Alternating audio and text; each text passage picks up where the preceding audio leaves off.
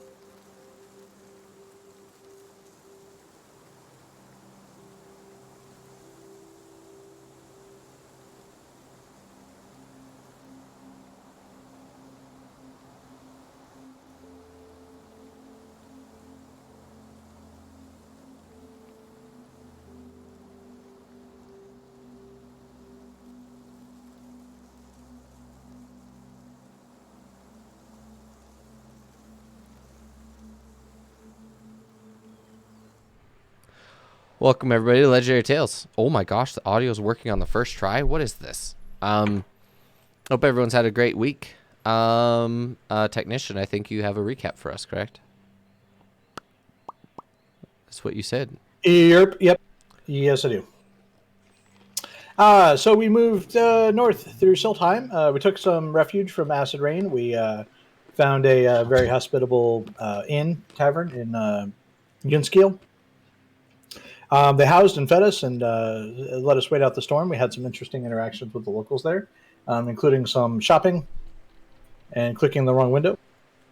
And God damn it. Okay. And we investigated a farming bunker right across the street from that tavern after the storm had lifted. They're going to need some help when we come on back on our way home. Then we did a cross-country trek to try and catch up with a Soulforged that we've been tracking using the divining rod and compass. That basically led us on the road to Natode, but through a forest. Forest was definitely very interested in us staying, quite possibly because we had light, but ultimately because I think it wanted to eat us. And we got all the way to Natode, and there was a giant blue crab there sleeping and holding a chain, sort of holding the portcullis and bridge open there. We ran into some locals, specifically Captain Bluegill, who noted that we might be able to find some new people coming into town over at the Drowning Pool, which is sort of a jail/torture device/chamber/pun/ you look at me and you don't see, but they all know that I'm a sinner too. And area's real big on piracy and bombasted Shieldheart. All right. Yeah. That's where we are. Basically, the party is with Captain Bluegill and his first mate, and they're going over to the Drowning Pool, which is a sort of large cauldron, cast iron cauldron that just sort of floats on the ocean, and all these platforms are linked together. And he's leading you over to this large cauldron, and he just sort of looks at you, and he turns around and he says, "She's a dwarf. Is that correct?" Yes. Right. So, when we get in, just make sure that they can see your hands. And you guys walk up to this cauldron, and there's like a large rope bridge that leads to it. And directly in front of it, there's a sort of portcullis. And the second that Captain Bluegill walks up to it, he sort of looks up, and this sort of strange-looking, like pearl, sort of shines a light directly down at him, and he just sort of looks up, nods, and the portcullis begins slowly lifting. And he walks inside. Do you guys follow? Yeah. Okay. Yes, but I'm going to keep my... Perhaps going to keep his hands up. Fair enough. You guys walk inside, and you're immediately hit with the smell of dead fish. And you're walking in about 3 or 4 inches of water as soon as you get in. And you get inside, and there's a large sort of, directly in front of you, there's a large cage, like welded into this large pot. And directly above you, there is a huge sort of suspended octopus looking down at you. It's sort of... Sabas will wave to it. It's sort of one of its tentacles sort of like shimmies at you. But when I say large octopus, I'm talking like 15 or 20 feet wide. At its, like, if its tentacle span is that big. And it's just sort of like hugging the entrance very strangely, and you can see one of its huge eyes is just looking at you guys, and it's sort of faintly glowing under. Basically, its iris is glowing, and some of its parts are actually glowing slightly, very, very faintly. And then just as you guys get in, a very fat man, very pale man walks up to you, and he has a, like, sort of, looks like a sort of rash or some sort of skin-eating disease. Walks up to you guys. Hello. How can I help you? Hello. We are looking for a dwarf that came through this way. A dwarf? What kind of dwarf are you looking for? A lady kind. A lady kind. Does she have a beard or does she not have one? She might. She might. Okay. I have not seen her in a while. She may have shaved. Follow me. Right. And he like pulls it up, like he has these large pair of suspenders that have like barnacles on them, and they look very sort of awkward. And he begins to walk in front of you. And you're led down a sort of like strange hallway, and it turns right, and then there's another cage leading in, and in front of it you can actually see inside this cave you can see a handful of dwarves, actually, surprisingly.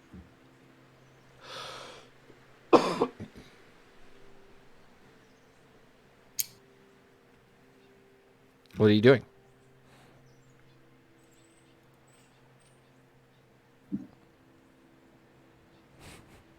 So are you getting their question, or we can use the rod? Yeah.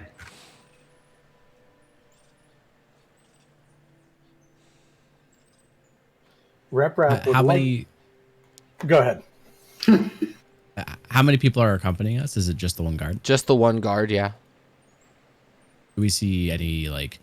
Guess there's no cameras. Do we see any like? There is. Watchers There's one or- giant camera that was described to us earlier, and it has dangling phalange boys. He was in a different room though. Different room. We were led down a pathway, right? Mm-hmm. Okay, gotcha. So we don't see anybody that works for the prison outside of this guard, right? Yes. Okay. What's going on in that brain of yours? I don't like the options. lean Rep over is going to to, sleight of hand the divining rod out and, Okay. try to get a read. You pull the divining rod out, and it's glowing. Not quite red hot, but it's very like, just like with Chaz outside the building. It is glowing, but not super strongly at the moment. And you guys are about 15 feet away from them. All the dwarves are like sort of sitting in the corner, like either sleeping or talking to each other very lightly, very quietly. Vidar, what are you doing? Kind of standing near the back. Did the guy lead us in and then kind of just... You're sort of saying leave? you're standing at the cell, and he's just like, here they are. I'm kind of standing near the area where we came in, watching to see if we still have a way out. It would appear as though you do.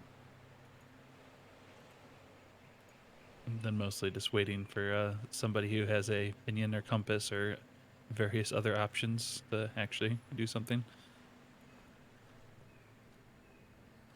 I whispered to Vidar, "Can you try to get the compass out of my bag?" And I kind of like turned my bag towards him. Vidar is going to sleight of hand the compass out of his bag. Go ahead.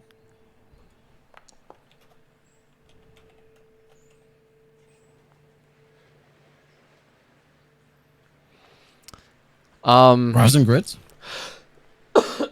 No, Cross and that's for grits is saving throws. throws only. Oh, I'm gonna use one of my psychic energy dice. If I can remember how to do that. A 1 is always a failure, by the way. I can Unless it's reroll- Callum, right?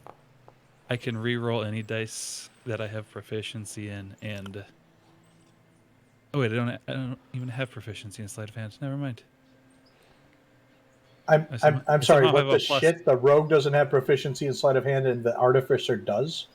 I mean, I have a +10 in it, so I didn't need proficiency apparently.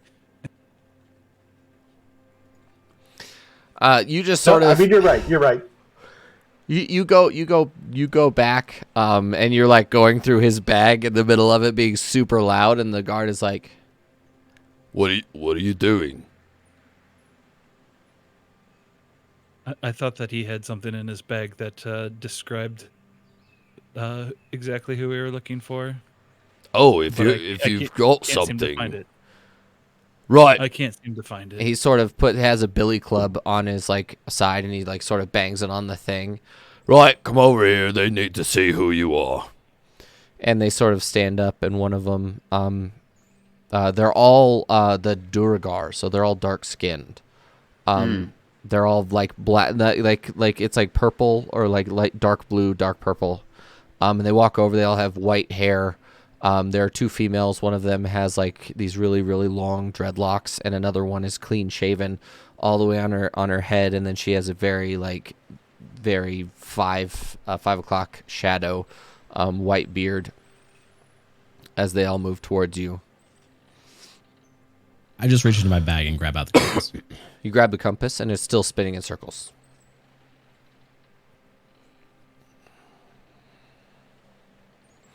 Did you all of these have dwarves any- arrive at the same time?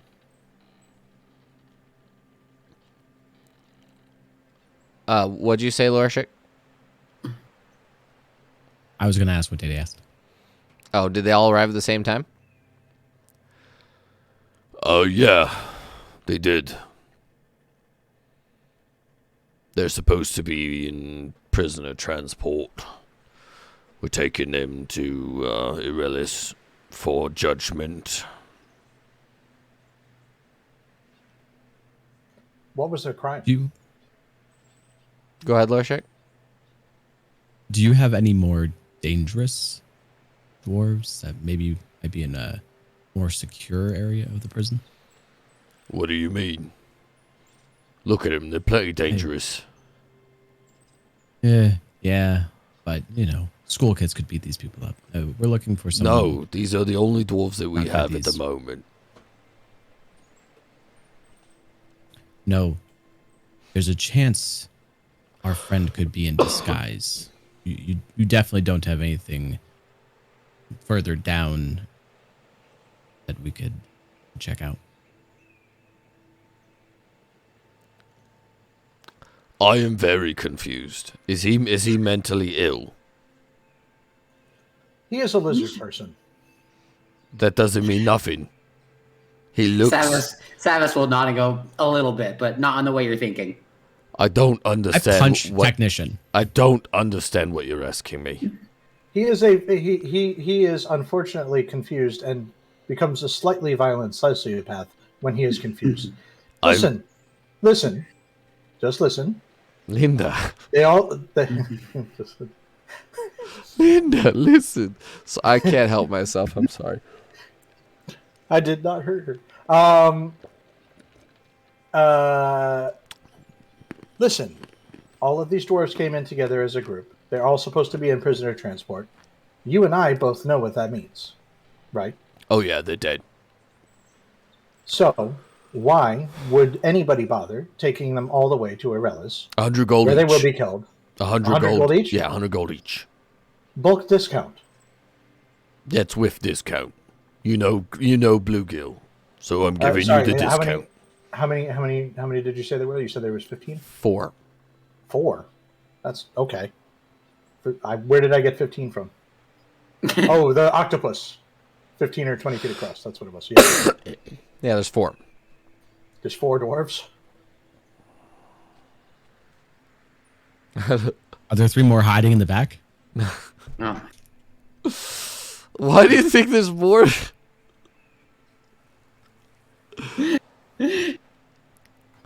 I have a plan. Yeah, is the plan to give me 100 gold per head and then we'll let him go. Excuse me one moment. I will be doing a quick Series A fundraising round. And just turn around to the rest of the party. Who would like to pitch in 100 gold?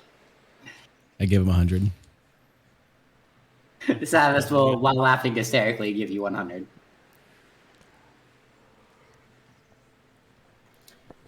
Vidar, this is the Yeah, I also pitch in 100. this is the only way we will be able to have our game of catch. He just sort of turns to you and is like, he puts his huge hand out. I'm gonna turn around and give the guard 400 gold. He looks down and he unlocks the cage and he looks down at them and he goes, Right. If I ever see you here again, I will kill you myself. Go on, you're released to them. They can do whatever they want with you. I don't give a shit. And he just sort of walks back to the front.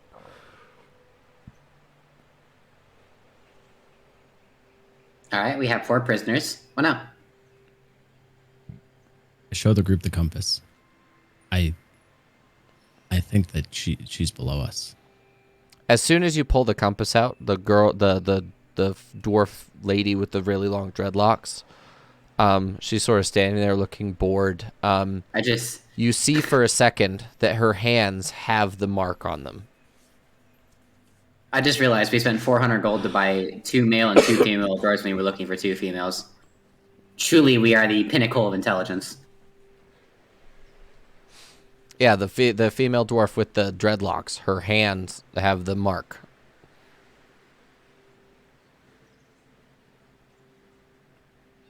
All right, let's go then. I believe we found who we're looking for. I did. Can I be Hello, of any friend. service for you at the moment? I can see that you're very preoccupied with finding this one specifically. Yes, we were. We will be taking the rest to work farms. Sure. This is a very important project for us. Or Also, I was going to say, if you don't want to release them, you could release them to me. I could use them on my ship. well, that is an interesting prospect. Can we speak to your crew? Sure. Follow me. And he just sort of like does his awkward like walk out of the drowning pool. Oh, okay. Rap is going to turn his volume all the way down and talk to everybody else in the party and say, we might be able to release the other 3 to his crew if they are not, in fact, a slave crew. If that's what they want. I don't see why we wouldn't. We paid for their freedom. So it's really up to them to figure out what they'd like to do with it. You know that we're standing right here. You know that we're like just here and we are people. I don't know if you knew that. I am As bad you at said, people. Rip, we paid for their freedom. So once we get out of this jail, it's really up to them if they want to talk to anybody, unless we didn't pay for their freedom specifically. As far as I know, you did. And we're willing to do whatever you want. At least for a little while. Until we can pay off what we need. Because 100 gold for a person is actually quite high here. So. They're just sort of like looking around awkwardly.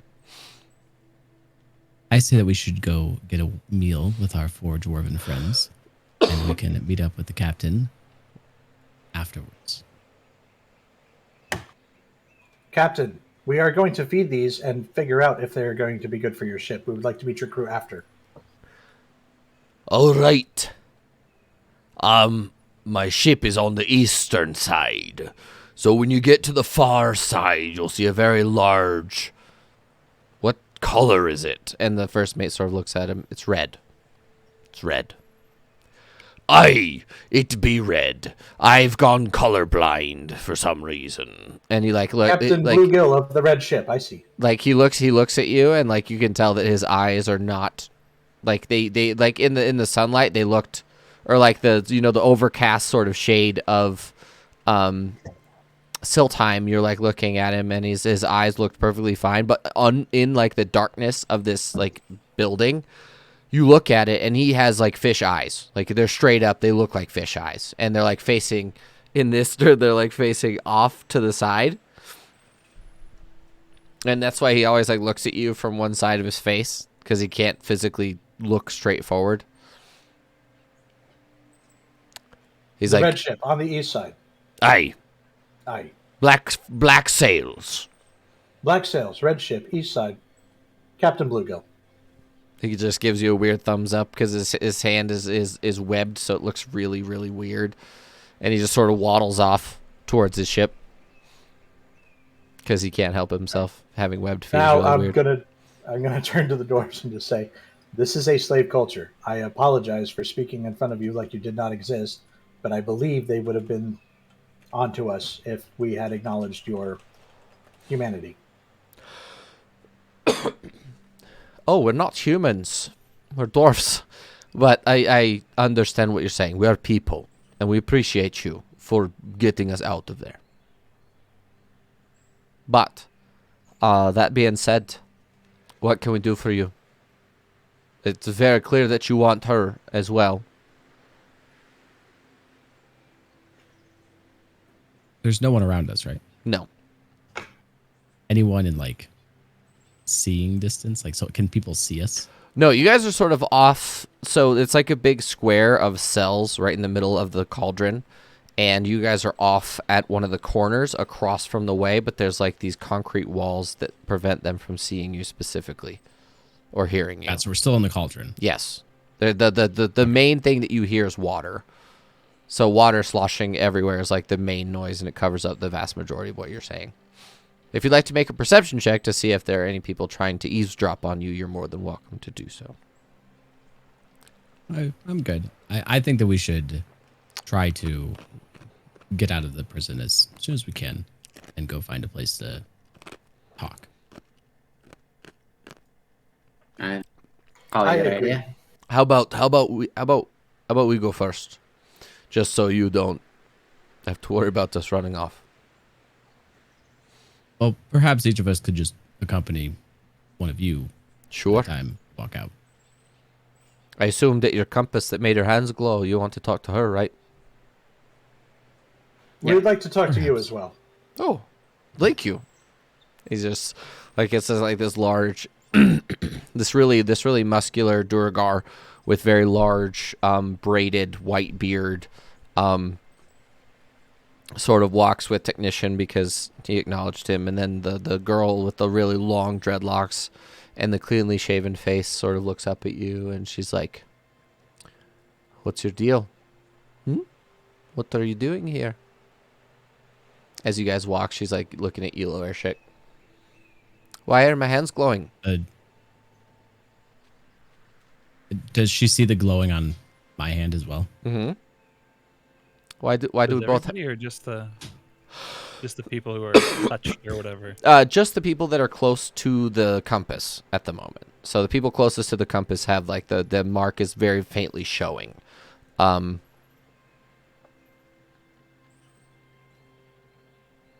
We share something in common, and that's what we want to talk about. Nothing to worry about, of course. Oh, I understand that. I always thought that I was protected in a sort of strange way. But I'm glad you got us out of that. And she's just sort of squinting at How did you get in that? Oh, we are stowaways. We were trying to escape from Arthstadt. And we stowed away on a mercantile ship, and they caught us here. And they sentenced you to death. No, they sentenced us to send us to Irelis. And then Irelis kills us because they don't value lives. So death. Yeah. So we're still exiting the cauldron. Yep. Or, I'm sorry, You the guys, running well, during this conversation, you have fully exited the building altogether. So you're now on like the solid platform, the solid sort of wood platform that's gently swaying from all of the ocean, the tides and torrents and currents.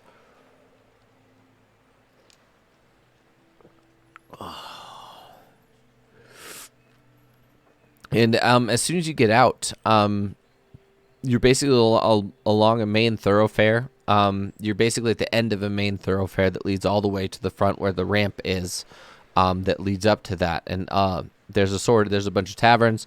And to put it into scale for you, Natode is hundreds, if not a little bit over 1,000 of these little platforms hooked together. And when I say little platforms, they're probably 50 feet wide. So Natode is actually massive. And every once in a while you see a tavern or an actual like sit down sort of restaurant that appears to be very high end or high scale. A handful of them you can hear pirate shanties being sung, and all sorts of other sort of eclectic and cultural music are coming from each of them. Handful of them are very clearly marked as no humans.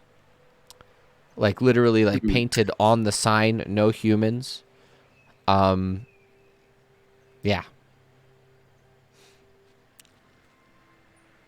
Or there's actually one that says aquatics only. I say we just choose the closest viable tavern. Here's my question: are you going to go on one that says no humans, or are you going to go on one that's just not labeled in any specific way? I want to go in the fanciest looking. Well, where chicken needs the good meat. You guys walk up to one of the really fancy looking ones, and it appears to be a very large ship that has been either beached or docked here and then retrofitted to become a restaurant of some sort. And it's actually 4 of these 50-foot platforms put together, but they're actually all mounted into one single thing, but they're actually like basically stabilized by a handful of other smaller platforms that have been attached to it.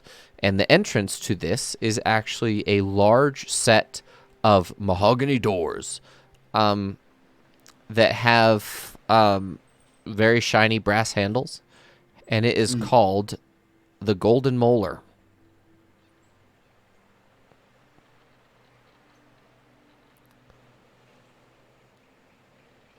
I open the door and gesture for everyone to head in while I hold it for them.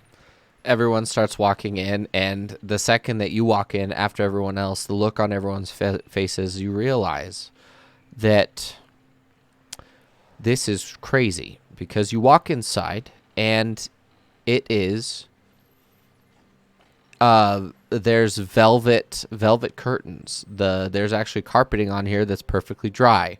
There is a large human man standing right next to the doors, and he is in a full 3-piece suit. And he looks at you. He says, "Greetings. Welcome to the Crown. How may I help you?" Are we in the Crown right now, or did we... Pretty sure your sign says the Golden Molar. Did you guys Yes. have some rebranding recently? The Golden Molar Golden Molar is also a crown. is also a crown. Hey, listen. It is a play on words. A double entendre. I Welcome. slip him a gold piece. Thank you, sir, but I am not allowed to take tips. And he hands it back to you gently. And he has black leather gloves on. Like, he's literally, like, in a full suit. He has leather gloves. He hands it back to you. He says, "Thank you. I appreciate the offer. How many?" It looks like we have 8. Is that correct? We would like a private table for 8 and your utmost discretion. Absolutely. I can do that for you, sir. And he sort of hands, he grabs a handful of menus, and he takes you out into this, like, large, probably massive sort of underbelly in the ship, but it's actually quite tall. It's probably 10 feet tall. And you walk up a set of stairs and then through a set of curtains that lead you into a very large rectangular dining room. And he says, "Will this be okay?" I don't see why not. Thank you. And he looks at you, and he goes to the door. And anyone who can cast spells can make an Arcana check for me, please. Or if you'd like to make an Arcana check and you don't, you might have a chance at recognizing what he's doing. Oh my God. I'm good at this. He is casting a silence spell on the doors, or on the curtains that you guys pass through. And he just turns around and looks at you. He says, "Thank you. Your server will be with you shortly." And he does like a full half at the waist bow after getting up, and then he closes the curtains behind him and walks away.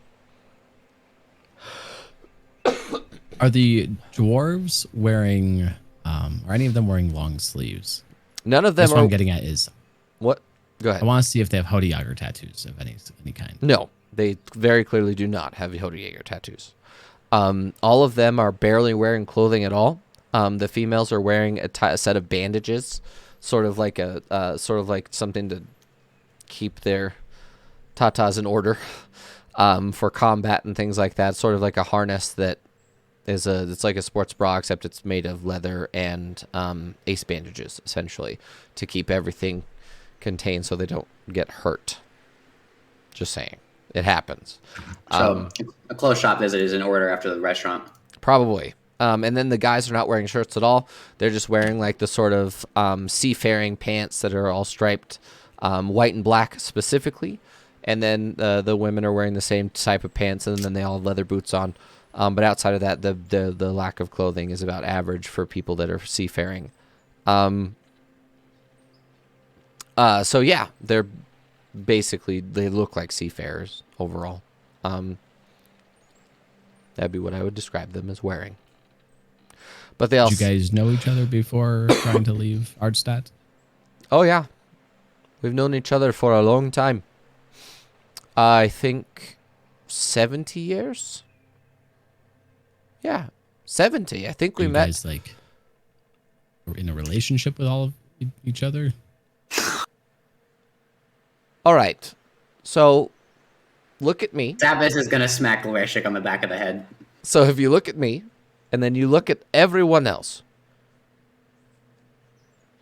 we look the same. I am the your family. I am the oldest. Zappis is gonna hit them on the back of the head again. I am the oldest. What happens in This Artstadt is- stays in Artstadt. Am I right? We're not from Artstadt. Oh, okay. Never So mind. so if you go north of here, all the way to the volcano, and then you dig a hole, and you eventually end up where we live. Got it. Sorry for insulting you. Oh yeah, I'm not. There's no offense taken, not at all.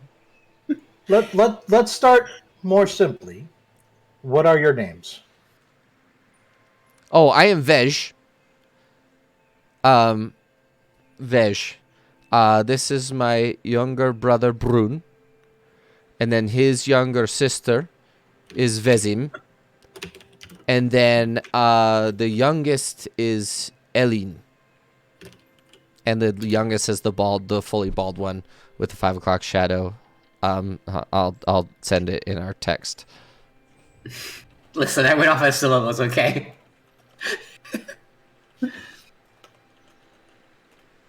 My name is Zappis. That's how you spell it. I put it in our conversation. sorry, That's how you spell their Loreshik. names. Well, and then you two are?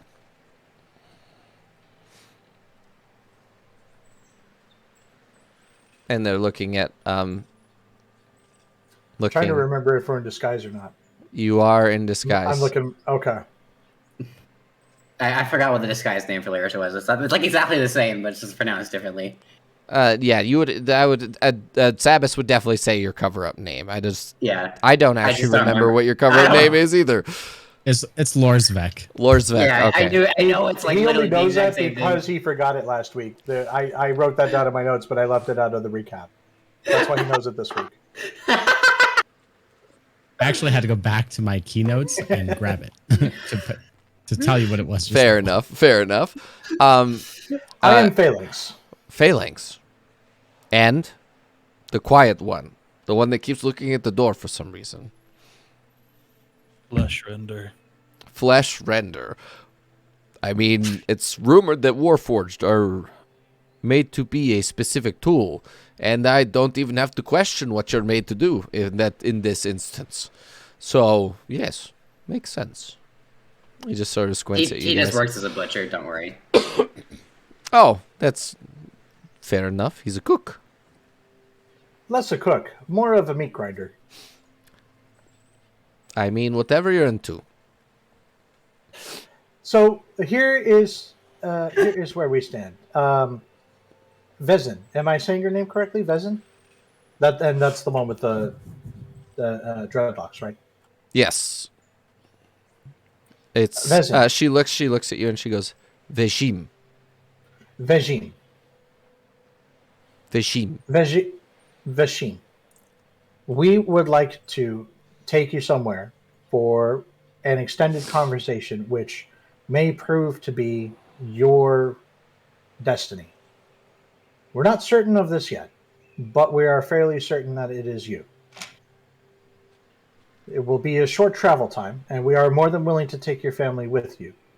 However, it did occur to us that you were trying to escape this part of the land. You may have already had alternate plans. We also did not understand that you were a family at the time. So, the offer of working with Captain Bluegill on his ship, that seems to be on the table. It would be best to establish whether or not they are a slave crew first. We can take you to a city here in Siltheim, which could use your skills as part of a very involved farming operation. They definitely need the help. It really does depend on whether or not you'd like to stay in Siltheim, or if you would like to stay as a family. We also are more than willing to take you to safe refuge, where you would be far away from Artstadt. They just sort of look at each other for a moment, and then they start like whispering to each other.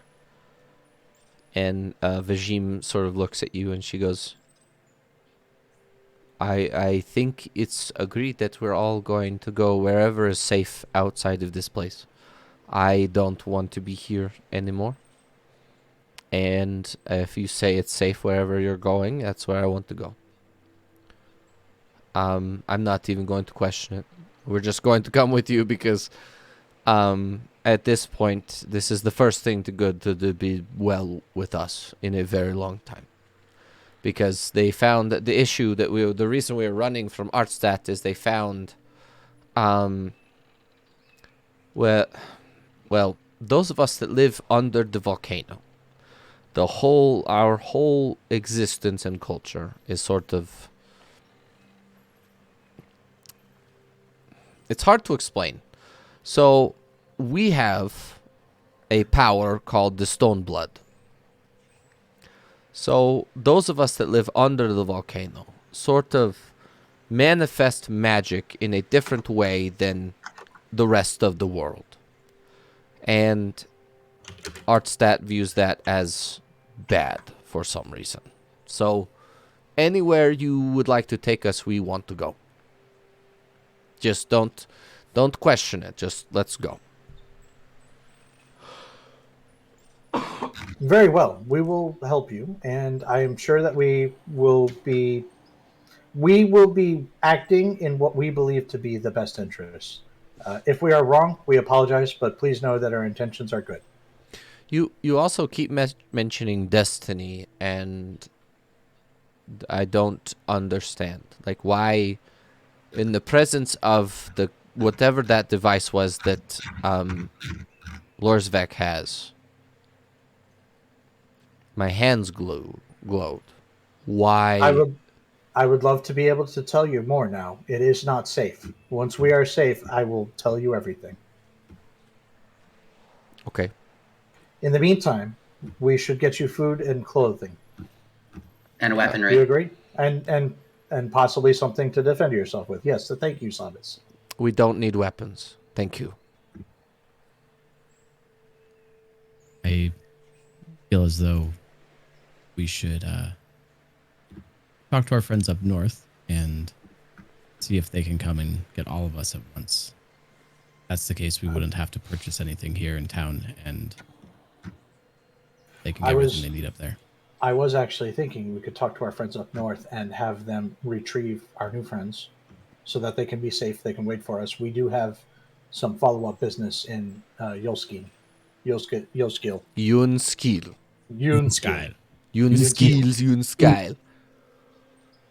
I have been mispronouncing things all day. All day. Everyone in this group has an issue pronouncing all the things that I have made. So I it's do words okay. good. Everyone has This is issues. why my name is Phalanx and not Dictionary or Lexicon or Speak Slots. Well, okay. Depends on your definition of speak slots, because you do tend to talk quite a bit. The dwarves sort of open up the menu and they're like looking and whispering to each other, like, they look at you guys and they go, well, we've run into our first issue. We don't speak the language on the menu. So, I can't read it. None of us can read it. So, if What's the menu in? It's in common. Okay. They just look at you and they go, we can't do it. I imagine you speak Dwarfish. No, we do speak Dwarvish and Undercommon, but this language does not make sense to me. Which one do you prefer? Dwarvish, if possible. I believe that is your specialty, Rep. It is. All right, I'll have a look at the menu and I'll just I'll start describing things, but very methodically, like over-explaining the dishes. It's So wait, they Annoyingly- can speak annoyingly. common? They can speak it, they just No, can't read it. they speak common. They can't read it. Yeah. Yeah. Yeah. So, okay, is there a meat and cheese board on the menu? there's charcuterie, yes. Savis is going to start poking Loershik really hard and pointing at it. I just start drooling all over myself. Yeah, Savis is going to, when the time comes, we're ordering 2 of those. A few minutes later, after technician explains all the seafood and charcuterie and like all this, really, it's all high end stuff, like really things that you guys have never seen before, but you understand like the basic concept, like calamari and fish eggs and roe and and sushi. They actually have fresh sushi here and things like that. A few minutes later, a very small halfling woman comes in.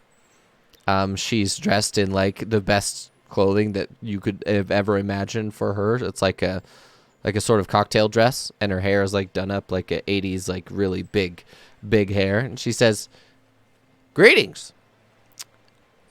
I'm your server. Yeah. Have you looked over the menu?"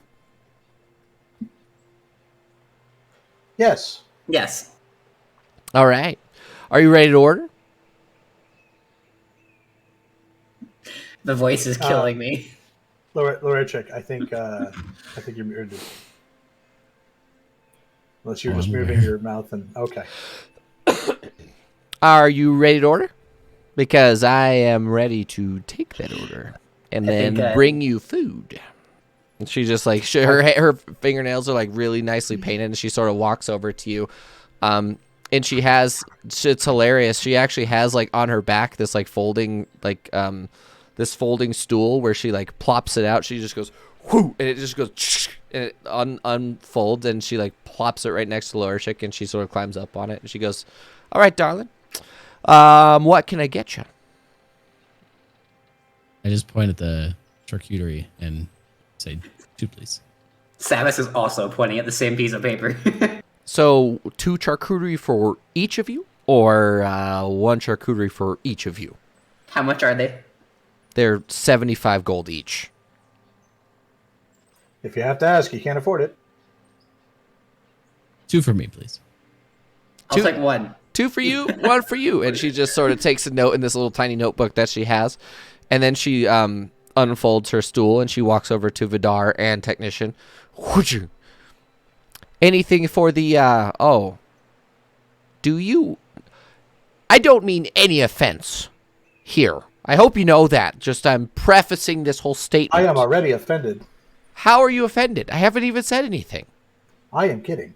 Oh. Right. So, Real quick question. Obviously, there was a coffee, but was there like a beignet? Sure. We can do beignets. We can do that. Yes. We can do Yes, some little yes. pastries.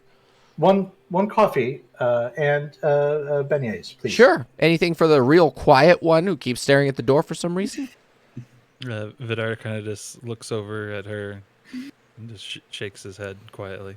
I'm going to assume that either you don't eat or you just don't like people.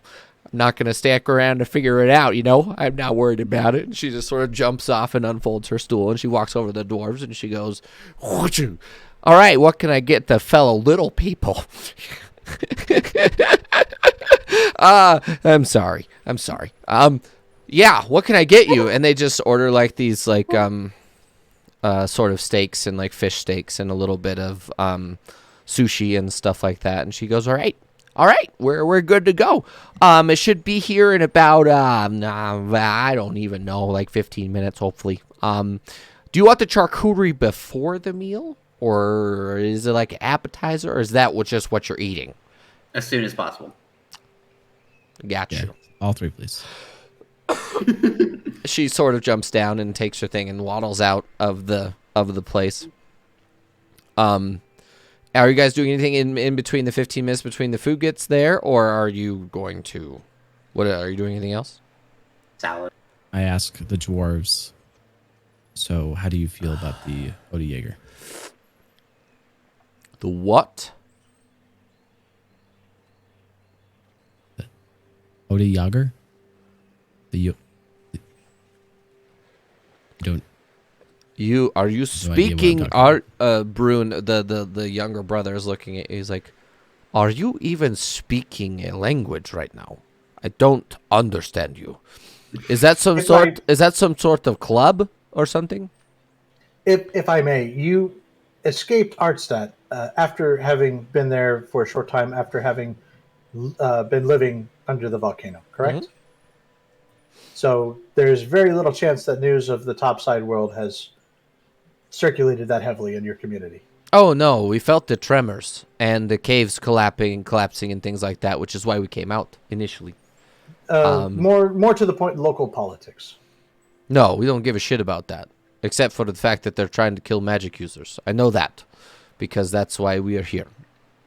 It's pretty shit, if I'm being honest. There is a group that believes that killing magic users is wrong. And while I will not venture opinion one way or the other, my friend here is asking how you would feel about a group like that happens to be named that, Odejager. Sure. I mean, is it like exclusive? Do you have to pay dues or something? Because it definitely sounds like some sort of like, I don't know, say a scam or something. So you get a little apron. You have to show up one Saturday every month, and then you have to do like a whole long prayer and a 75-word speech. Anybody else that got that reference? Nope. No? Okay. No. I hope you didn't expect me to. No, I don't think I did. No, anybody can belong. The point is that everybody does. All right. Yeah. I mean, we're into it. Whatever it is. You guys freed us, and you're helping us out here so much. We're willing to help you do whatever you need.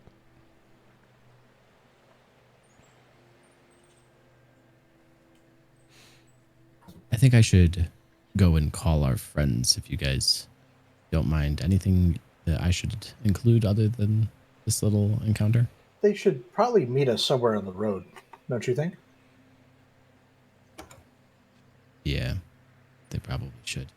Do you think we should all go back and then come back to finish our business in Yulskiel?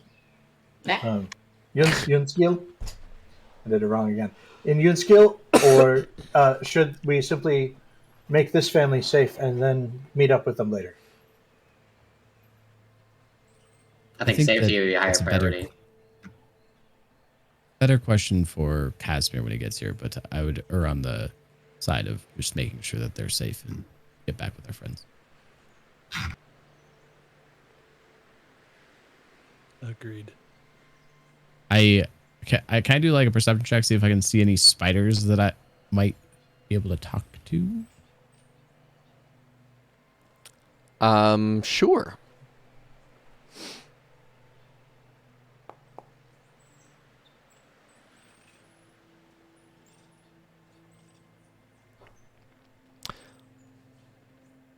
What do I see? You don't see nothing.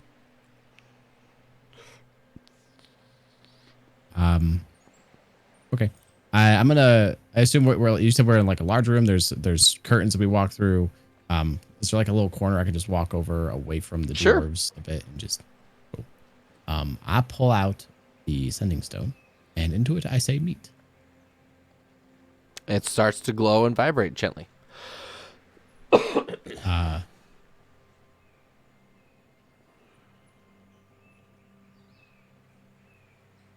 In Natode, at Golden Molar, need immediate transport for 4 dwarves. Very urgent. Over. All right. The light stops. It stops vibrating gently. May everyone make a perception check, please?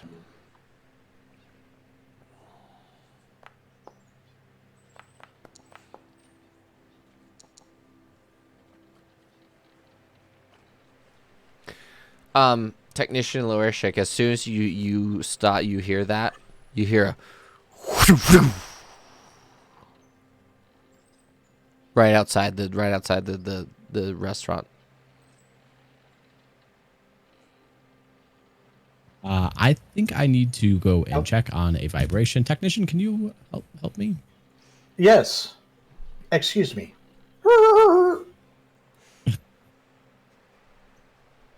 Yeah, I'm gonna follow where lower. Quickly walk outside towards the noise.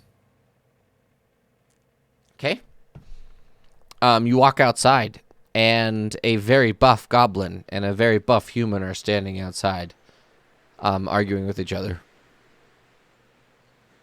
Do we recognize either of them? Yeah, it's Casimir and Bolo. Hello. Bolo walks up to you. Bolo walks up to you with like a very stern look on his face. You fucking left me. You literally left me. I literally gave you one of my potions to save your life. Yes, you did. I appreciate that. But you left me in that place by myself. I was alone. With a dragon. No, she left. Literally, as you guys walked through the portal. Baby. Yes, she left me as well. Yeah, a baby dragon. Whoa. What's that supposed to do? You can't control a baby dragon, Bolo? A baby dragon that is literally a god of blood. What do you want from me? Shh, lower your voice. Why don't you lower your fucking height, mate? Don't make me... Hello, Casimir. Oh. Bolo's Right. smaller than me, right? He's like... Bolo is like 4 feet tall, yeah. I grab him by his fucking collar and start dragging his ass inside. This is fucking demeaning. I can walk on my own 2 feet. Let me go. Then do it. All right. And just like kind of push him towards the door. Fuck off. And he just sort of like starts walking towards the door. And as like he literally like is like you guys get inside, he's like, whoa, this place is fucking nice. Fuck me. Oh, Bolo! Nice. What happened to you? Bolo walks in, he's like, yeah, y'all fucking left me. But To be fair, we didn't really have a choice. You kind of just shoved us down here. Oh, that's fair. That's fair. You know. You know, gods. It does happen. They just fuck with you. Yeah, and then I felt bad, but I don't really have. I mean, they have the cell phone. True. That's So- right. The what? I have no idea what I just said. I don't know what you said either. But it's A right. cell phone, whatever that is. Casimir sort of walks in. He says, "Greetings. Hello. We are here to bring the other 4 back with us. Do you want us to take all 4 and you as well, or are we just... Let them eat first. Well, that's fair. I assume that She you two got charcuterie, is that correct? Can I steal a little bit? Must have been here before. Yeah, obviously I've been here before. I was a pirate for like 5 years. I used to Yes, beat of course people you to did. death You with have my some bare charcuterie hands. with us. I love drowning people in like 2 inches of water. It was like really fun. Don't Okay, tell cool. Don't try that with me. Don't- I would like that. don't tell my wife I told you that, by the way. Okay. She would not appreciate the fact that I was a pirate for a really long time. Casimir, while we wait on a for our completely food, different note. Go ahead. Can I speak to you in the corner privately for a moment, please? Who? Me? How large is this So, room? I was addressing Casimir. I'm sure. And he sort of like walks into the corner. I motion to the dreadlocked woman and say, she is a Soulforged. And Oh, shit. we need to most likely get her out of the warbands and back to trusted sister. However, they were arrested attempting to flee Artstadt.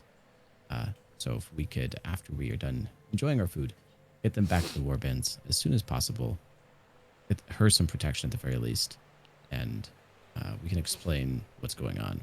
I do think we should go with you, but perhaps we could explain what's going on before you guys leave so we don't have to. But we can discuss that when we get back to the Do you want me to explain to them how the whole thing works? Because I can do that. Because I guarantee they have not done what we're about to do. So, it's up to you, though. Sure.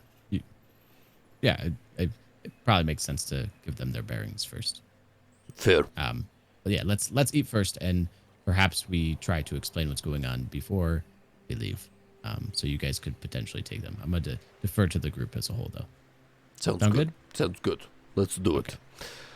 He sort of Walk walks back to over. He walks over and sits down at the long rectangular table, and he starts talking. Do any of you actually speak Undercommon? I do. Okay, so Yep. you can hear Yeah. him. You two can hear him actually explaining how Yeatstones work and how the war bands work and what he does, what his job is specifically, and like everything that's going to happen. And they're all just like, "Yeah, hell yeah, let's do it, Thumbs up. let's fucking Better do than it!" prison. Like they're all just like super excited, super hyped about it. Bolo is just looking around at stuff, and he's like pulling on like really expensive fixtures and stuff to see if anything comes off. Bolo, how do you feel about fried dough, powdered sugar, and bean juice? Did you just say bean juice? Bean juice, yes, bean juice. Is that a racism thing? No, bean juice. It is concentrated bean juice. They take beans, they burn the beans, they wet the burned beans, and then they take the bean juice and they put it in a cup. It sounds like it tastes like shit. It does, but it is quite invigorating. Are you It's off? very strong. Just try it. Just try it with the fried dough and sugar. Right, I'm down to try anything, you know. Fuck it. You probably ate worse. Oh, Coffee infinitely. sounds fucking weird when you explain what it actually is, right? Yeah, it's actually very weird when you explain. Cyrus is going to have a very philosophical debate about each of the different kind of meats on the charcuterie board as they eat. The charcuterie and everything arrives about 15 minutes later. Bolo tries coffee and he's like, "This is the worst fucking thing I've ever tried in my entire life. I don't like it. I don't like it at all. I would rather drink bog water than this." You say that, but in a minute you will probably want another. Sure. And he takes a bite of that. It takes a bite of that beignet. And he's like, "Nope, it's too sweet. I fucking hate sweet things. Give me Cyrus give me is just gonna give me pass. savory all day." Cyrus is going to pass over a piece of cheese and meat. The rest is mine. You can have that, though. I appreciate it. Thank you.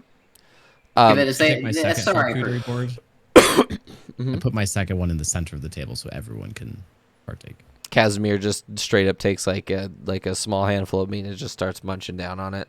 He's just like, yep. He just starts eating like a ball of meat. All right. So, have you found the contacts in this area? They're one of the sisters.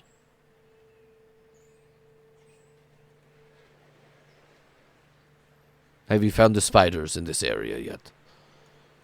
We have not. Not entirely. I have a theory. We have not made contact. What's your theory exactly? There is a large insectoid creature that is harassing farmers underground in a bunker back in Unskiel. We have offered to help them, and we believe that might be who we're supposed to make contact with. We have not done so yet. All right. Do we happen to know what color they are? Because they sort of have a weird theme going. I haven't really noticed. But either way, are you guys coming with us back to the warbands? Is there anything that you guys need us for back at the warbands? No. Everything is taken care of, as far as we know. We found a smith who is willing to work with technician on the eyes for whatever needs to happen. Because you said something about that in one of your messages. Yes, I have the hammer. Technician you're referring to. I thought we were all on the same page. I said the technician. Yes, the technician. I assumed that you said something about that, so we found a smith who is he's literally a temper smith. He smiths in tempers exclusively. So I assume that we have to do something with the eyes. Is that correct? They need to be forged. There is a specific tool. Fantastic. So I would say that you should probably come just for side project alone. I don't think we have anything to do here besides eat this. I am expecting a delivery in Unskill if one of you could pick that up for me. The Tinkerer. The little person Tinkerer. No, hang on, he wasn't Oh, you say gnome? Actually, gnome. we It was a gnome. Probably still should have can called a just little eat. person. I think that pissed him off last time. I kind of did, actually. I feel like. What'd you say, Lorishik? we can just yeet back to Unskill when we're ready because we've all been there now. So Oh, yes. we can Absolutely. just go back to the warbands and then head straight back to Unskill to get your package when you think it gets there. That's true. He's most likely done with it already. He said it would only be a few days. We spent 2 or 3 days on the road. That's fair enough. However, we have to go back to investigate the spiders anyway. Or insects.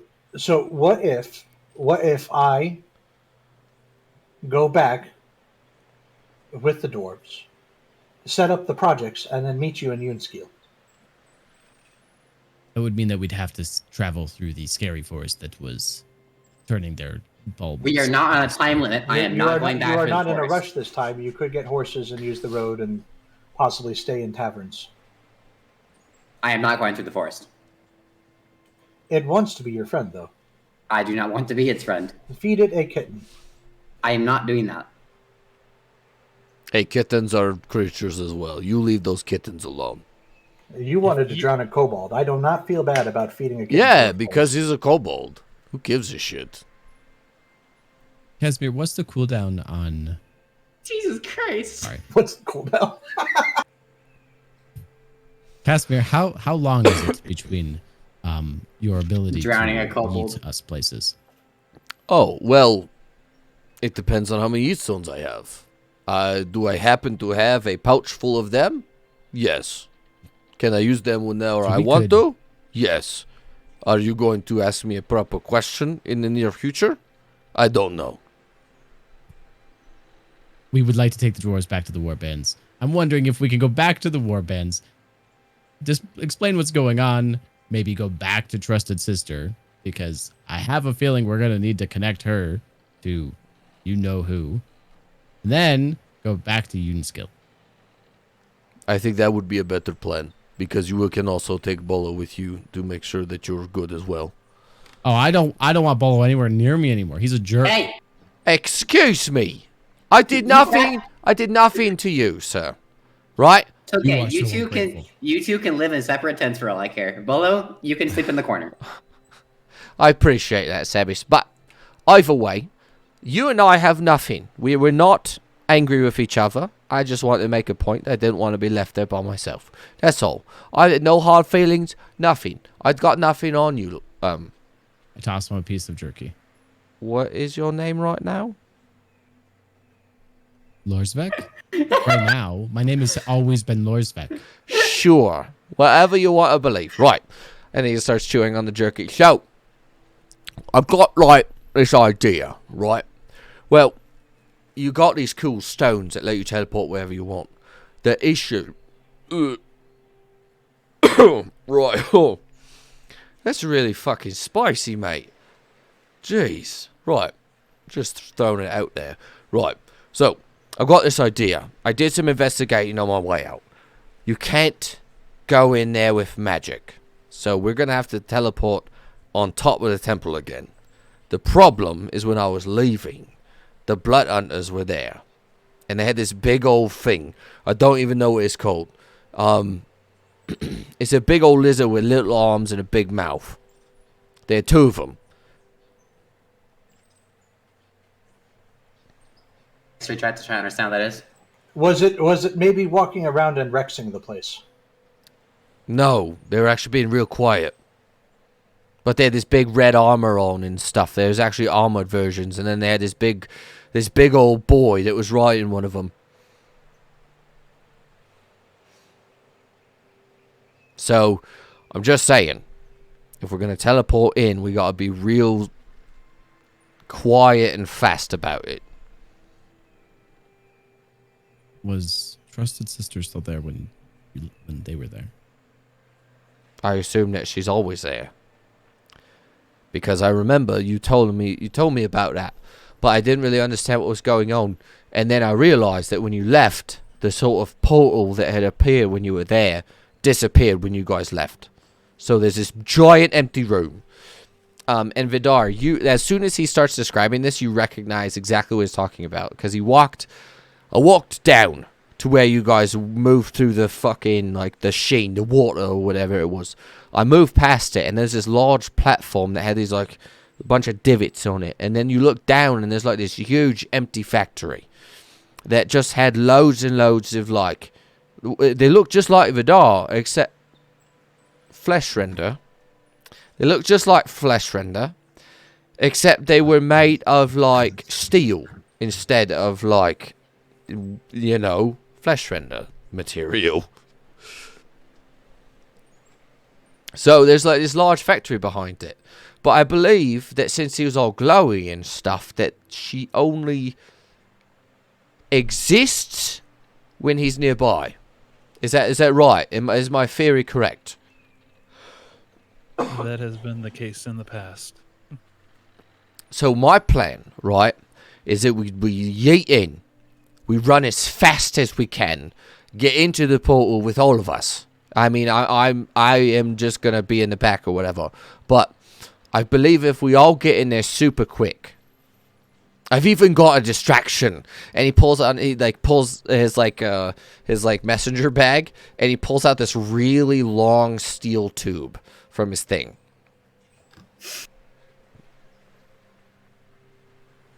I've got a thing. I made a thing. Specifically for this purpose. If that is like the other things you keep in your messenger bag, I am sure that will be very distracting. Oh, this one is so much worse than that because it's made out of thermite. This kills the forest. No, it doesn't, because we're going to detonate inside a factory. This kills the factory. I mean, do you want our enemies to have a factory that builds Warforged? I guess I am sentimental because think about it this way. Think about it this way, Shield Boy. Right?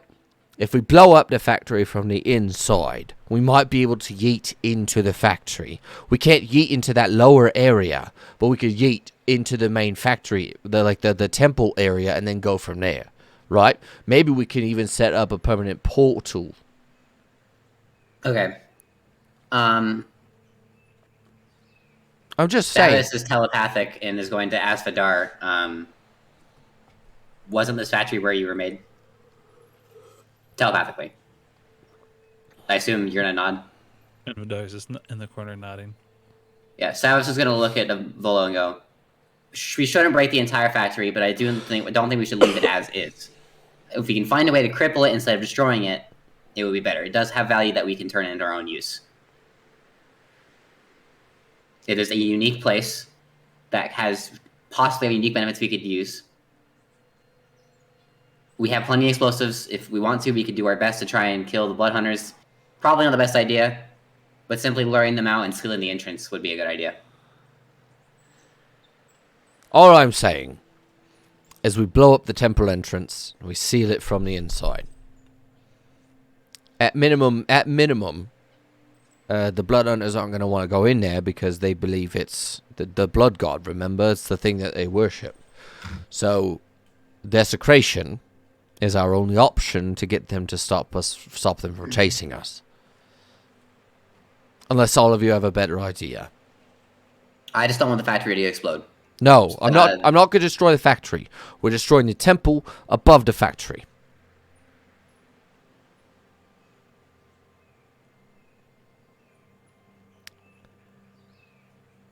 Because That could work. it's separated, right?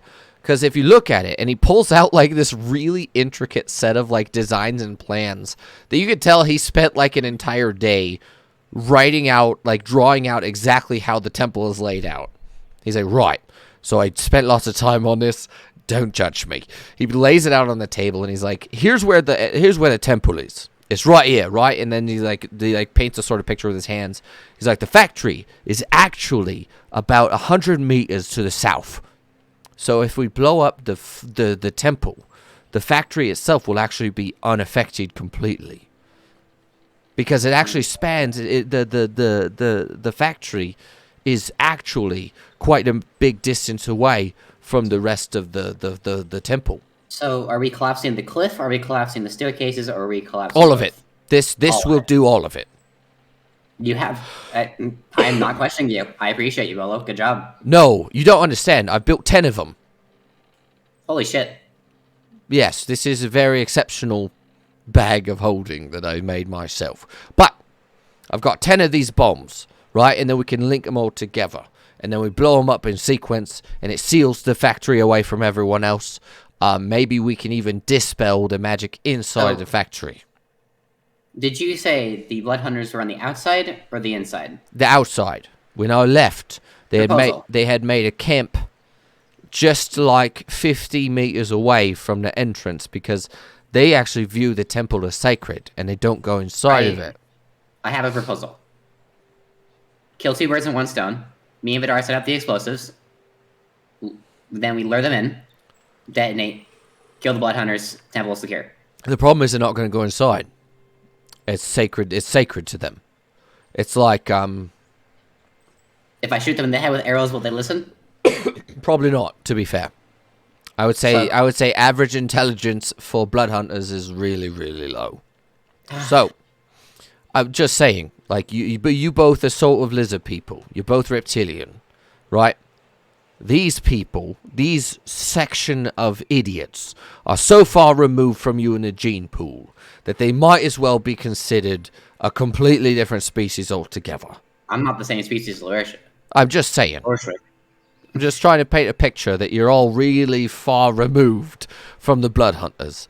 And their beliefs are so much more than just something they believe in. They believe everything is real, and it's like, I don't understand how to explain it.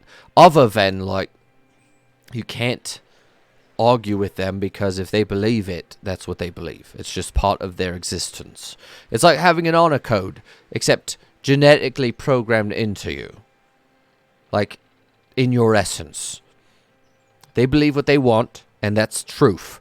That's truth and fact to them. So entering the temple is not going to be an option. They might go up to it, but they won't follow us into it. And then if we destroy the temple, maybe that will push them away from it. That's my point. Is if we can keep the blood hunters away from the temple, or it will do a complete opposite. If we destroy the temple, it's no longer sacred.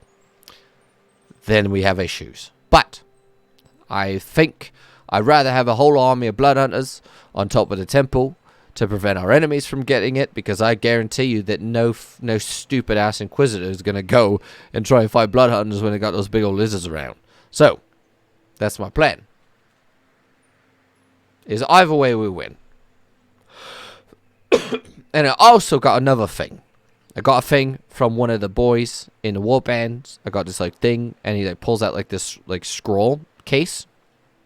He's like, right. So if we cast a spell on here, or we like do the chant or whatever it is, inside the tomb or inside the factory, we can teleport in and out of the factory. We can yeet into the factory itself. Works for me. So it basically gets rid of the magic that lets us go in and out of it.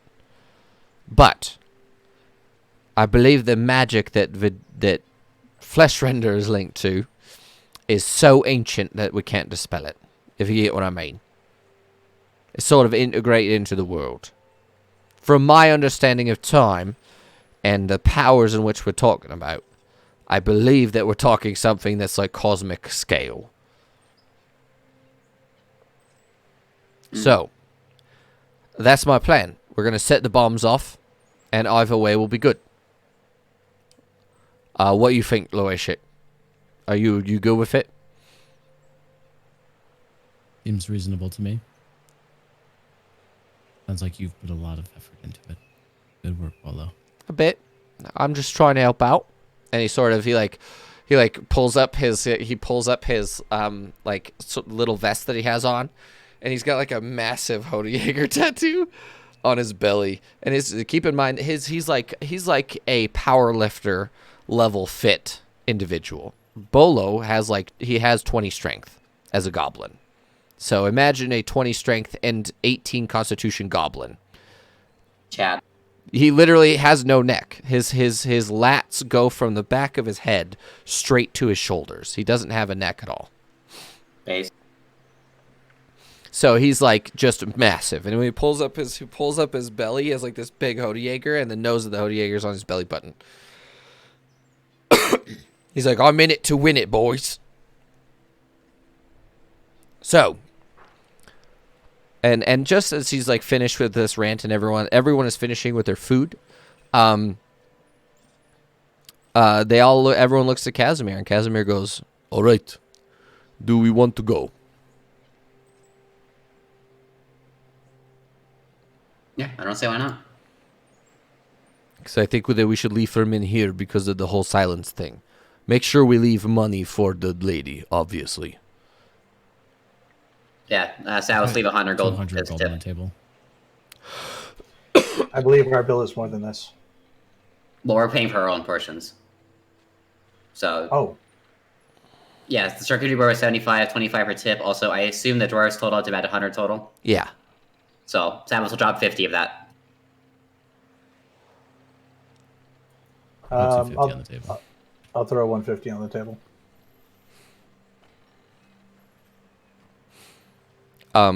Casimir looks at you guys. He says, well, Are you ready to go?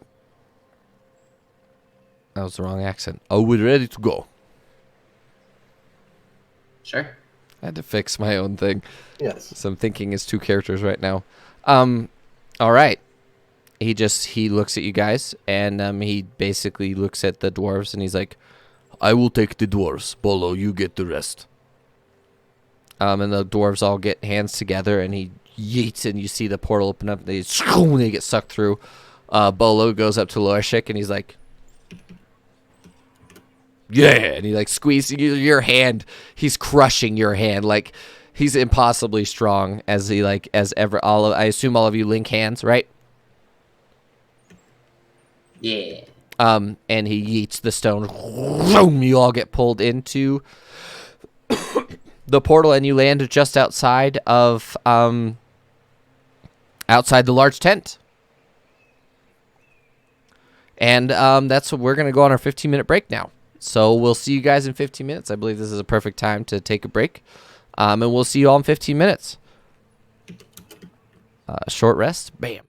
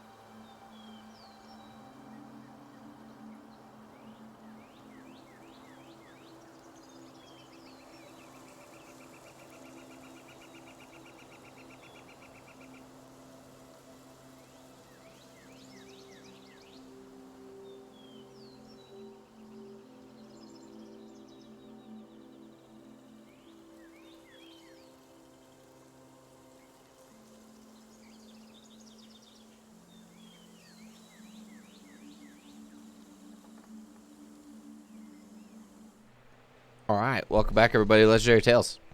We just got back from them yeeting themselves to the war bands, so we should actually move to the war bands. Activate. Activate war bands. Casually starts the war button. War button. War banding intensifies. All right, so she is here, but it doesn't matter. He's here, but doesn't matter. Chastelet is not here at the moment. All right, so yeah, you're met. Oh, where's Bolo? Bolo. There Bolo he is dead. Bolo is there. Okay, so here we are in Novoshergut. Yeah, we've arrived in Novoshergut. You guys have gone through the portal. You have arrived. The 4 dwarves are with you. They're just like, what happened? And they had everything explained to them that would happen in between now and then. And yeah, it exploded. They were just like, holy crap, they're here. Looking around, Stanislawa is right there with you guys. Yeah. What are you guys doing?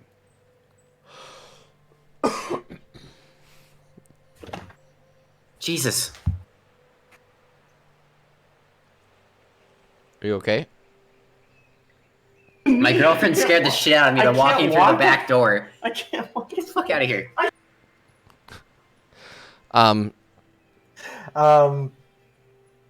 Yeah. Okay. So we got a bunch of lore dump to do on Stanislava here, I think. So if you want to have that conversation, we can, or we could just scroll through it if you would rather do that instead. That's what I would. It's up to you guys. Yeah. Yeah. Okay. So we'll let her know that we found Trusted Sister Soulforged. This, her, and family. She still needs to meet Trusted Sister. We need to forge the eyes. I have Trusted Sister's hammer, Forge Hammer. That's going to be the tool for doing that. Take the plates out of the bag of holding so that we have the plans for building a floating weapons platform. Mm-hmm. Mention that we might need to get Chestlet to make us 33,000 pounds of temper in order to complete this floating weapons platform. Oh yeah, I forgot about that actually. And what else am I forgetting here? Were we gonna get it from the pillars that are fucking up the entire coast? We were going to try to get some temper from there too. We need some sort of word or camouflage because we've got Soulforger stink, and they can track us. That I remembered. Okay.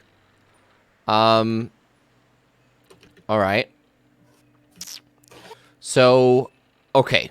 So, do you want to just do you just want to go through that real quick, or do you just want to assume that you guys are already talking about it, or what do you want to do? Because we could talk, but that would take quite a while. So I'm easy. I did the bullet points. So somebody else figure out what you want. So I'm going to assume that we are just fast forwarding through that whole process. Oh, you've been home the entire time? Yeah. Oh. Did you just forget I existed? I thought you already went to work. You guys are essentially just pushing through all the notes. Are you? So the smith that they found is this very large ogre. He's actually a huge sort of regular-looking guy, except he has like a giant Kraz and Grits tattoo over most of his body, and he's standing there in a kilt. Actually, a kilt made of black tartan. And he sort of walks up to you and he says, Greetings.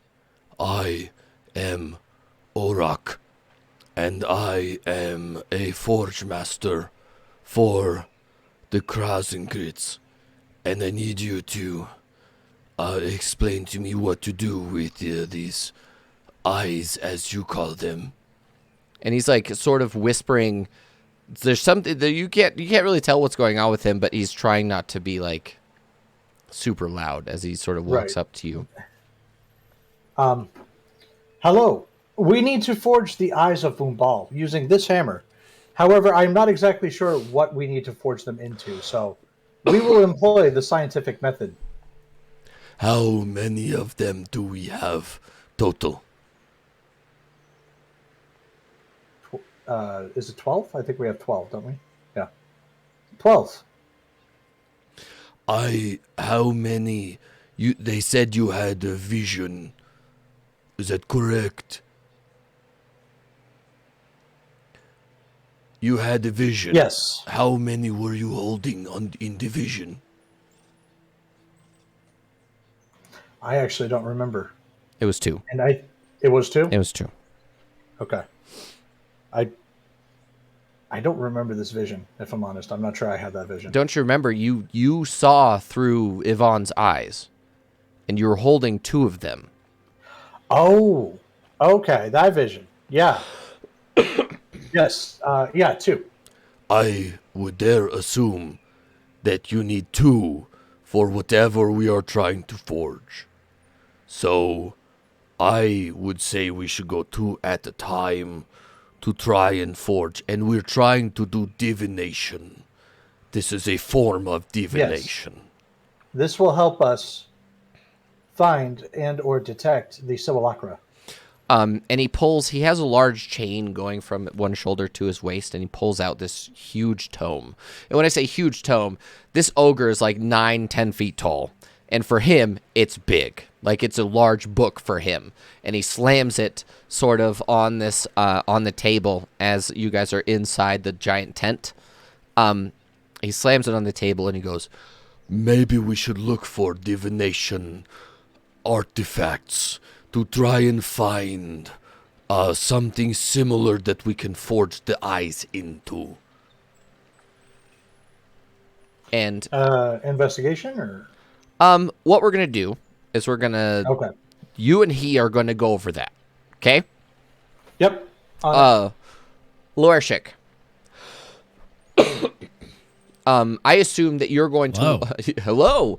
You're going to want to introduce Vizim to Stanislava, correct? Yes. Okay, so let's do that real quick. You guys, the dwarves are just standing there, like, looking around, like, what is happening? All of the other war bands, except for Blue Justice's war band, is here. And his name is Rustis of Smaradov. Smaradov, but they call him Blue Justice because he's a giant blue orc. And he talks like this. I take the dwarves over to Stanislava, who I assume is just standing outside her tent. Yes, because Auroch and Technician have gone into the tent. Just to clarify, out of character, you're saying Auroch. This is not Urok. No, Auroch and Urok are different people. Urok is a god. All right. Auroch is the name of that ogre. I know. I was just confirming. Yes. Yes. Okay. K-Rock so is an take the dwarves alternative over. station. It's a load of crock. Anyway, I take the dwarves over to Stanislava and say, "This is Stanislava, the leader of the warbands. Stanislava, these are," and I point them to say their ridiculous names. What are their ridiculous names, Lorishik? Vej, Rune, Vej, and Ellen. Eileen. Did I get any of that right? No, not at all. Sweet. As you say that, the dwarves are just like, okay. They walk over and each introduce themselves to Stanislava. This is Elaine, Jerry, George. And they each introduce themselves, and she says, Oh, greetings. I believe that you, and she just sort of looks at you, Lorishik. Have you told her the scale and scope of her destiny? I don't think you've properly explained it to her, have you? We've mentioned nothing. It felt inappropriate to discuss anything in the Toad. The walls seem to have ears there. Fair. We could do that now if you would like. And she just sort of brings you guys over to Kuzma. And Kuzma sort of stands and like offers his hands to Vizim, and they take hands, and then you see this like sort of energy emits from both of them as they sort of have a conversation fairly quickly. She comes out of it and she just looks at you, Loershik, and she goes, I understand why you didn't say anything in the Toad. I understand now. Thank you. Our next step is to go meet Trusted Sister. Is that correct? Yes. And I take out the compass and I hand it to her so she can hold it and see her imprint or whatever it is. And she holds it, and it's not yours are only on your hands, and they only go to about a little bit past your wrist. As she holds it, her whole upper torso has this sort of it's hard to describe. Have you ever seen, like, you know, the circuit board diagrams with like the circles and then it leads a line to arrows and like electronic? It's like that, except it's like a giant tattoo that covers her entire body. And it glows blue when she holds the compass. It looks good on you. How is her family responding to this? I assume there's her family is like, and she cool now. and she just looks at them and she goes, "I'll explain it later. I'll explain everything to you later. But now I need to figure out what I'm doing." And that's what Stanislava goes and talks to each of the brothers and sister, and they're like, they explain the whole stone blood thing. And essentially what it is if you've ever seen Avatar: The Last Airbender, is they are sorcerers that are earthbenders, essentially. That's what they do. That's like their power manifests in a way that they could just move earth. They basically have like telekinesis and stuff like that, except exclusively with earth. And for Vizim herself, she can actually do a sort of a version of metal bending, except it's exclusive to temper. So they're showing her the powers that they have. Loershik, your weapon is tempered, correct? Are you holding it, or is it just on your back? How do you have that right now? It's currently on my back. Okay. The handle's up here. As Vizim is like doing that, she sort of looks at you and she goes, "Do you mind if I do something with you for a moment? I just want to make sure that we are. I have no ill intention, nothing." I mean, yeah, you trusted me. I guess I can trust you. Leave it on your back. Leave it. And she just goes, whoom. She closes her hands, and your hammer pulls off of your back, flies up, and then flies into her hand. That's pretty cool. And she just looks at you and she says, "It's okay." And she hands it back to you, and she goes, "Well, this is my power. This is my version of it. I've always thought I was special in a specific way, but I didn't understand the scale of it. Because I now understand that I am directly related to the Forge Master and the Goddess of the Sea. So those two things together make a lot of sense to me." And she just sort of goes like, she gets. Have you seen a look on your face when someone says something and then you realize what they said and then you're like, hold on a second. She does that and she looks at Vidar. And she goes,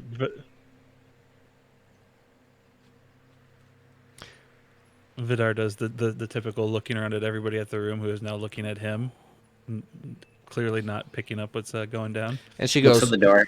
She goes, whoom. And Vidar, I need you to make a strength saving throw, please.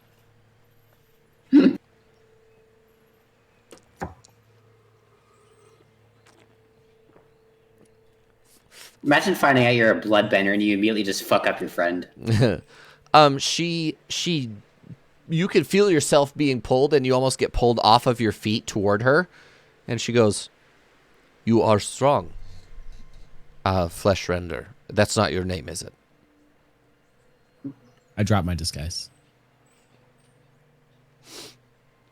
Vidar also drops his disguise and shows the whole And ember face thing. her eyes like explode in like this sort of wonder as she like runs over to you, and she's like, "Do you mind if I touch you for a moment?" I was just gonna wave a hand over her face and not change. As long as you don't break anything. Oh no, I'm just looking. And she sort of pulls up your sleeves and like looks at your sort of like intricate makeup, and she just looks at you and she says, "Wow, I thought I could feel something when you were nearby, but I wasn't sure what it was. But now I know. You are something else, and I think it's amazing. I thought you should know that."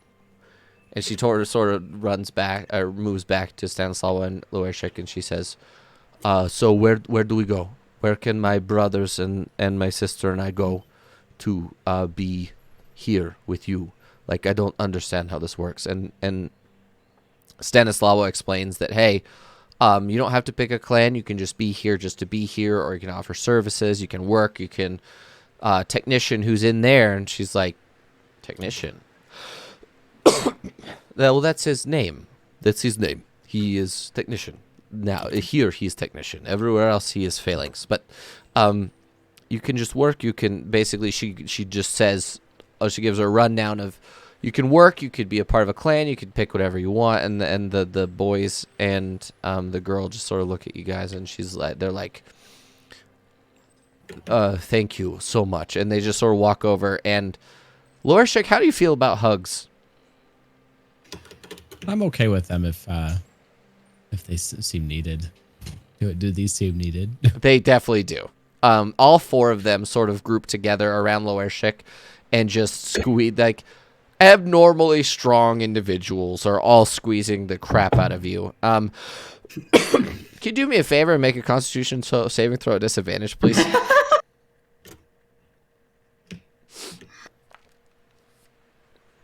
Oh, it's okay. So you do stay conscious. That's good. But they literally come together and they sort of pull, like, you know how you do an arm handshake like this? They do that with each other, and they squeeze you, and you're just like, "Ah!" And like, it's like you got the breath knocked out of you. It's not like you're actually you're going to fall unconscious or anything, but you get the breath knocked out of you, and you just sort of, "Ah, ah," and they're like, "Haha, yes, we got him. Thank you for helping us. We just want you to know that we really appreciate everything you've done for us." And I'm trying to envision a hug that leaves you almost unconscious. That's not clicking in my head. well, imagine four impossibly strong individuals squeezing you as hard as they possibly can. I'm imagining. From every It's just- angle. It would hurt a lot, and it would be hilarious. But All right, idea for later. either way, yeah, Lorshik, you that's not that you don't feel loved. You just get squeezed until the breath gets knocked out of you, and they're just like, "Thank you for everything." Yeah. And with Odiager will always be here to help. Is there a spider nearby? yeah, Can I ask one of them to come over and say, can you please help my friends here get some clothes made? and you see this giant spider decloak, and they all go, "Oh shit! Shit! What is that?" That, like, all of them have the same reaction of, "I hate this. I absolutely hate this." Oh, do you guys not feel comfortable around spiders? It's not that. It's just there's a variant of that specific kind where I'm from that sprays lava on you. So These ones won't harm you. They're very cuddly and friendly, and okay, maybe not cuddly, but No, very cuddly. make very nice clothes. oh, they can make clothes for us. Awesome. That's as long as it's light. We don't do well in armor or anything like that. So, and as she says that, as they say that to the little spider, they're adorable, and they're like explaining it, and the spider runs off, and they're like, "That's crazy. How do you live in a place like this? That there's just so much happening." You know, this place was formed because of people needing refuge, and it sounds like you are in a similar boat. I'm sure it's something you'll get used to. Our little group usually is on the road, so we don't spend much time here, but I'm confident you guys will fit in. And Thank God you'll it's find not the your real own boat. little corner. Thank God it's not a boat. I'm sure they have boats. Wound up here in the first place. What'd you say? Being in a boat is how you wound up here in the first place. Exactly. And they just sort of bow to you, and then we'll switch cameras back to Technician and Auroch. And you guys are looking through this massive book written in Ogre. Do you speak Ogre, Technician? Nope, Dwarvish, Undercommon, and Common. So there are like notes in Dwarven that Just- make sense for this massive book. The book was originally written by a dwarf, but apparently has been transcribed into Ogre and like made larger so that they can scale specific weapons and things like that up. And yeah, it's been really like you're looking over it, and there's just like weapons that physically would not make sense for a small person to have, or like oversized things like that. And you eventually get to this very large diagram of what is going to be a very small spyglass. And he looks at it. He says, Oh, this does appear to be exactly what we need. Does it not? This does look promising. Maybe. Rep is gonna sort of scan all the notes to make sure that this works at medium humanoid size. The scale of the drawing was for a dwarf initially. We scaled it up so that we could actually see and read it. But it should not be an issue scaling down. Maybe we should attempt to forge one. It will take a few days, if you have time. If you do not have time, I can research into materials and other things that we can do if you would like.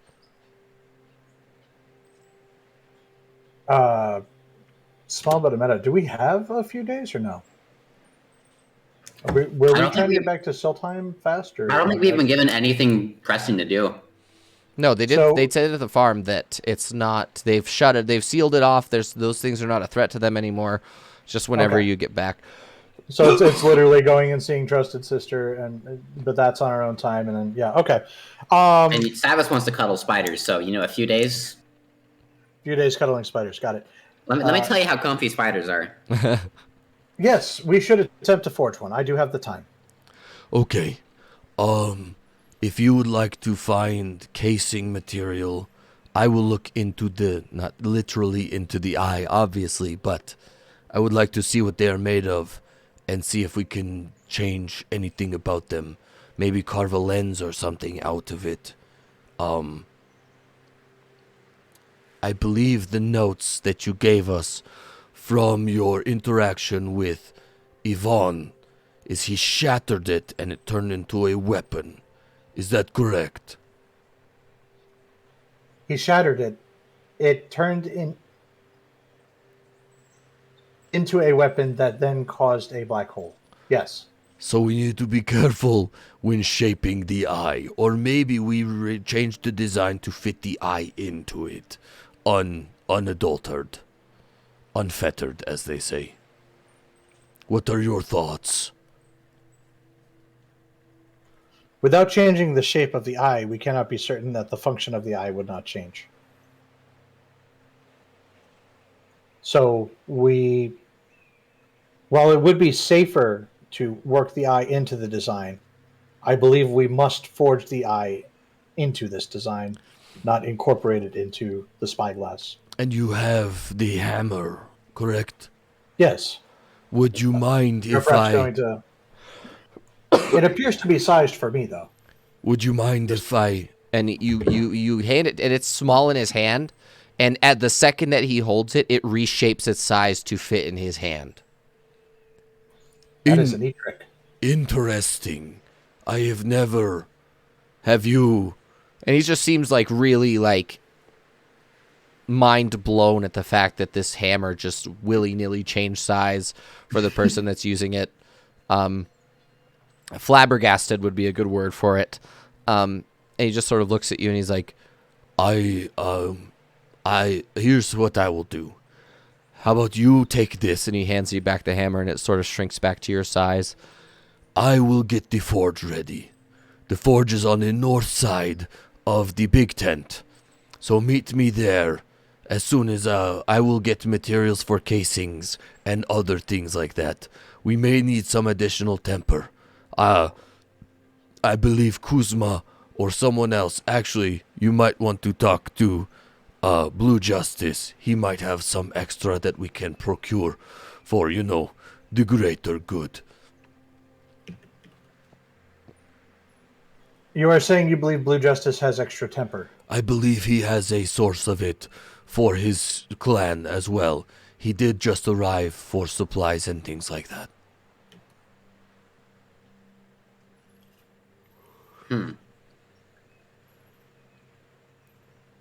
I will check in with him. Okay, I will see you later at the forge. Okay, later. And he sort of walks out and takes his book and puts it back over his shoulder.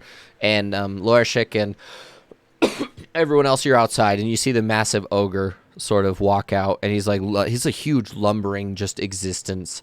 And he turns and he looks at you and he sort of bows towards each of you and goes on his way. To the north of the big tent, where you can see a very large metal building has been constructed since you last left, which has been, I think, a few weeks since you were there. And yeah, that's where we're caught up to the lore dump. We're caught up to everything else. What would you guys like to do now? Are there any pressing matters that we have to do right now besides forging the potential thing? So there's forge. There's blow up the entrance to the temple. There's deal with the mushrooms, and still the whole undead temper problem. Yep. But I don't know if we really care about the last one as much. The last one is sort of going to exist until you do something about it. So I'm just listing things we can do, not things that are like pressing. Yep. I can't think of anything. I can't think of anything right now that's like we need to do this now. And blowing up I need to check in with Blue Justice to see if he can lend some temper to the effort here. Would you guys like to talk? Would you like to go talk to? Would you like to talk to Rustis? Rustis of Samarlov. I want to cuddle a spider. You can go cuddle He's spiders. not here. I haven't seen Fuck yeah. Blue Justice anywhere. But his clan, you can see that his clan has set up a bunch of tents on the far side of where the Beast Butcher's clan would be. Okay. So when I that said you don't see Blue Justice or his clan, you see you everyone. meant that he's just not physically present. You don't see Blue Justice himself, but his clan is the only one that is left from the last meeting. So when they do they're like every 6 months they meet together and they have their big Entmoot or whatever. I don't really have a name for it. I've never actually thought about that. They probably do have a name for it, but I haven't made that up. But Blue Justice is the only clan that has stuck around. There's always people from Absalorn here, always, because that's just how they communicate. So now that they're united, that's like been sort of a really big deal. But yeah, Blue Justice's tent is across the muddy field from the large tent, because Beast Butcher tends to leave behind a lot of mud.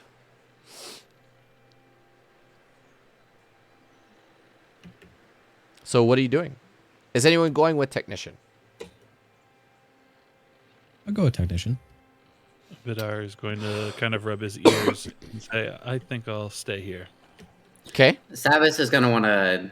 I keep forgetting her name. It starts with an X, I think. The clan she joined.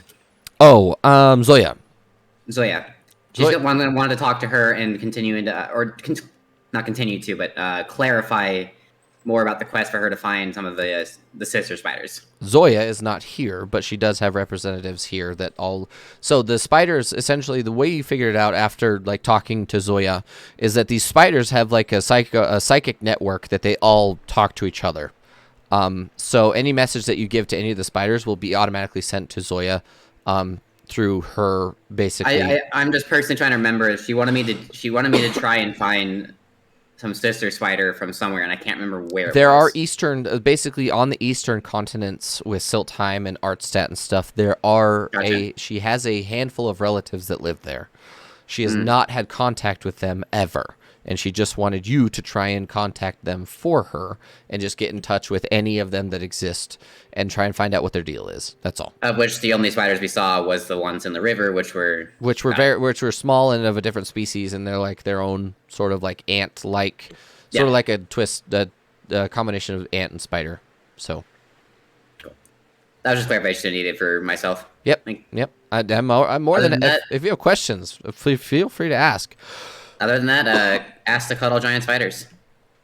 Sure. So, Lorishik and Technician, you guys walk across this massive, muddy field that you could definitely tell that the beast butchers, like giant, like riding beasts and stuff, have trampled and trotted and like just worn out. There's no grass anywhere in like this large section that the beast butcher clearly likes, where he keeps his pigs and his other stuff. So you guys walk across and you get there. That is a huge spider. That's literally a giant spider. Damn. Hello. I was not ready for that. This is a little bit more than a joke. I do have a giant spider. Yeah, I thought it was just a meme, not a real thing. No. That's hilarious. I would cuddle a giant spider. But you guys walk across this giant muddy field, and you get into these large, sort of blue and white checkered tents, that have a giant blue fist as like the the Samaradov symbol is a giant blue fist with a circle of like thorn vine around it. And yeah, they have a large tent surrounded by a handful of smaller tents, and then there's like a huge amount of tents behind that. That's just like sort of like looks like troop tents or whatever, where they're set in like rows and things like that. But the large circular tent is you're basically in front of that. What are you doing? On the way over there, while we walked through the mud, I was very obviously picking up my robes and like just being generally disgusted by how disgusting this mud is. Okay. Yeah, gonna head for the big tent. Okay. You guys go to the big tent. There's like a large blue and a large white sort of thing that they have thrown together, the two different parts of a curtain. And yeah, there's a guard outside of it. It's a very like a dark teal skinned orc is just standing outside of it with his great axe like on his back. He's like sitting on an apple box, like a pair of apple boxes stood there. He's like, right. What do you want? Hello. We have come to talk to Rostis regarding the efforts of. We are crafting things to try and end the hostilities. Right. So you want to procure something from Blue Justice? Ideally, yes. Right. That's easy. Let me go in there. I'll get him for you. He sort of stands up and brushes off his like shorts. He's like wearing like these short, like really tight leather shorts that go just above his knee. He stands up and he goes into the tent. And a minute later, they both walk out, and Rostis like sort of stands up at his height and like stretches. Oh man, that was a really good nap. What can I do for you, gentlemen? He sort of takes one side. Right. I feel much better now. That was pretty good, wasn't it? So, what can I do for you, gentlemen? We are told you might have a source of temper. Oh, I do. How much do you need?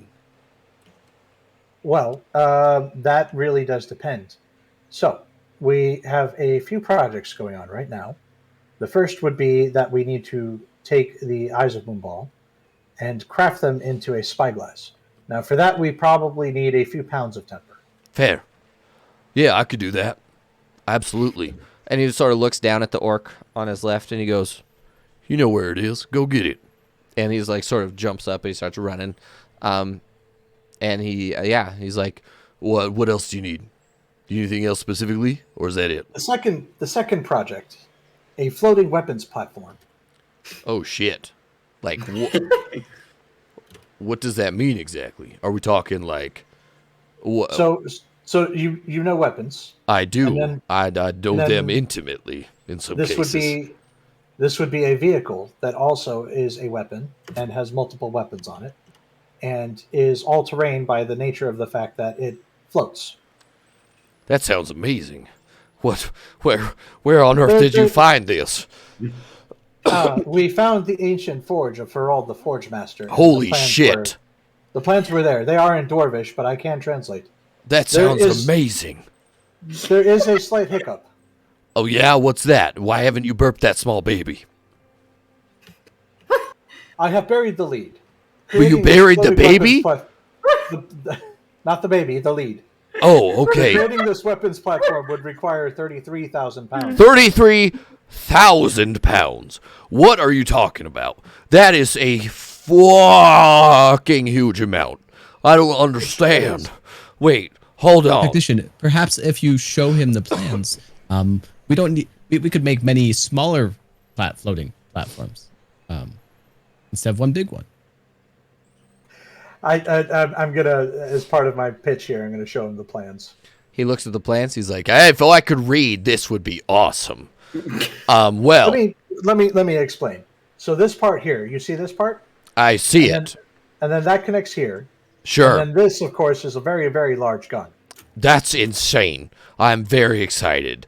I am so happy I'm not wearing my normal kilt right now, or else my erection would be showing. So, that being said, I have a new mission for me and my clan. Right. So you said 33,000 pounds. You said that, right? I did. I know it is a lot, but I believe this is the kind of thing that could turn the tide for the warbands. All of us. Do you know where we can get a shitload of temper? I have an idea. Yeah. Give it to Where me. Where Neilhund used to be, there are now temper pillars rising.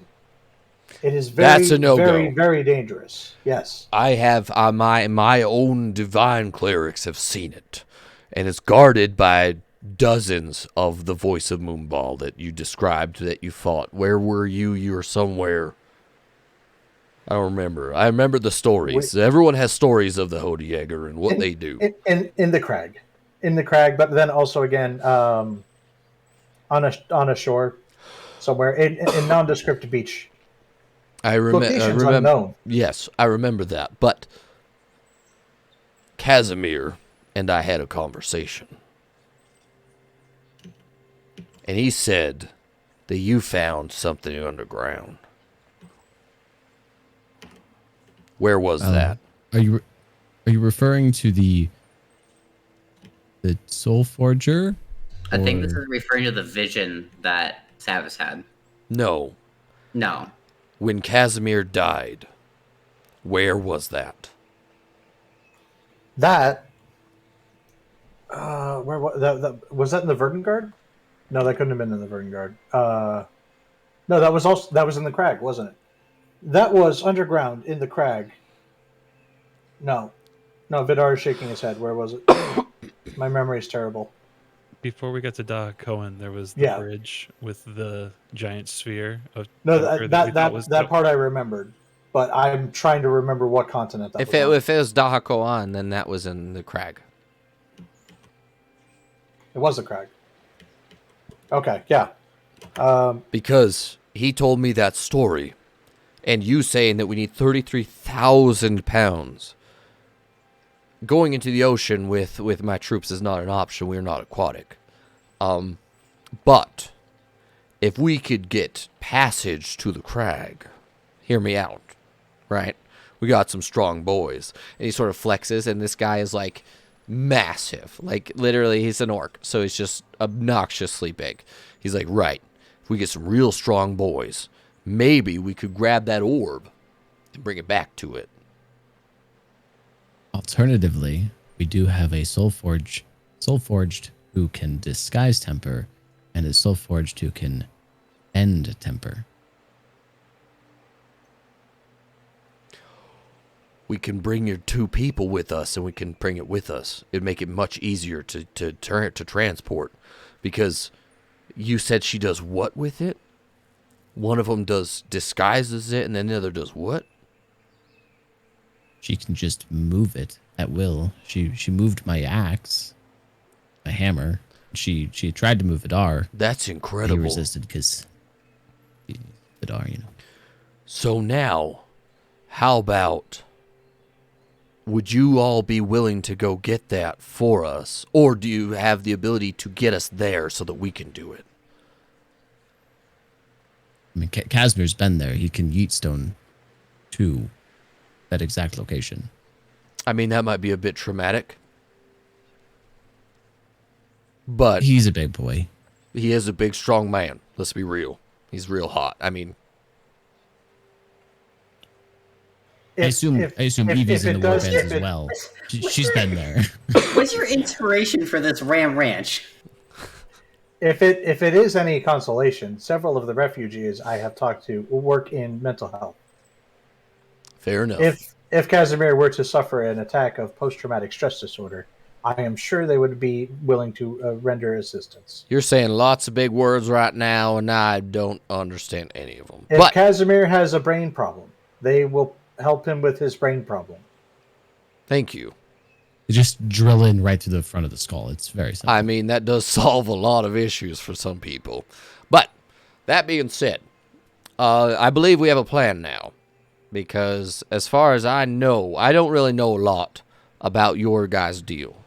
I know that you do have the green one. And then you just brought some more with you, right? What one? We bought one and her family. Right. Yes. And they're the little dwarves over there, right? The little Yes. the underground boys and girls. I assume the girls. I don't know.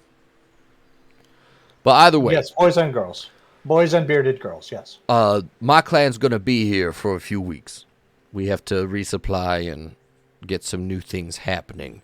And especially if we have a mission from you, maybe we could yeet a bunch of us down there all at once and go get that orb. Because how wide did you say the orb was? Do you all know? I think if I remember correctly, it was literally 35 feet wide. I'm just remembering the map, and I'm pretty sure it was 7 tiles. So that makes it 35 feet diameter.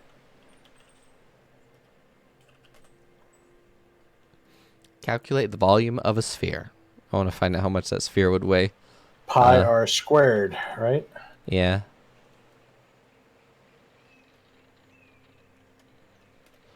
It would That doesn't be sound right for volume.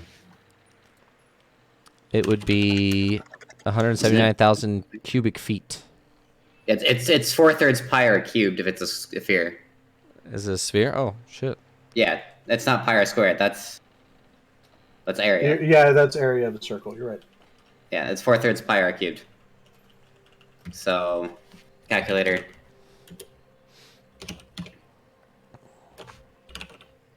Volume. Cubic feet. Paste. Calculate. Okay. It would be 40,000 kilograms. So over double what you require. 80,000 pounds. Yeah. 88,000 pounds. Because it's 2.2 pounds per kilogram. So if we That's- cut it in, well, wait, don't we just have someone that can bend temper? Yes, but she has a pressing meeting beforehand. Well, it'd make it a little easier to carry. That's what technician was saying, was that if you brought Vizim with you, it would be That's much. what Luarchik was saying. That's what. Oh yeah, Lorashek was saying that if you brought Vizim with you, that it would be much easier to take care of. But that being said, you have a plan now.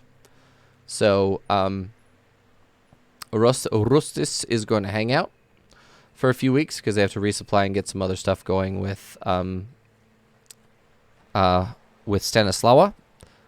All right. So what is your guys' plan now?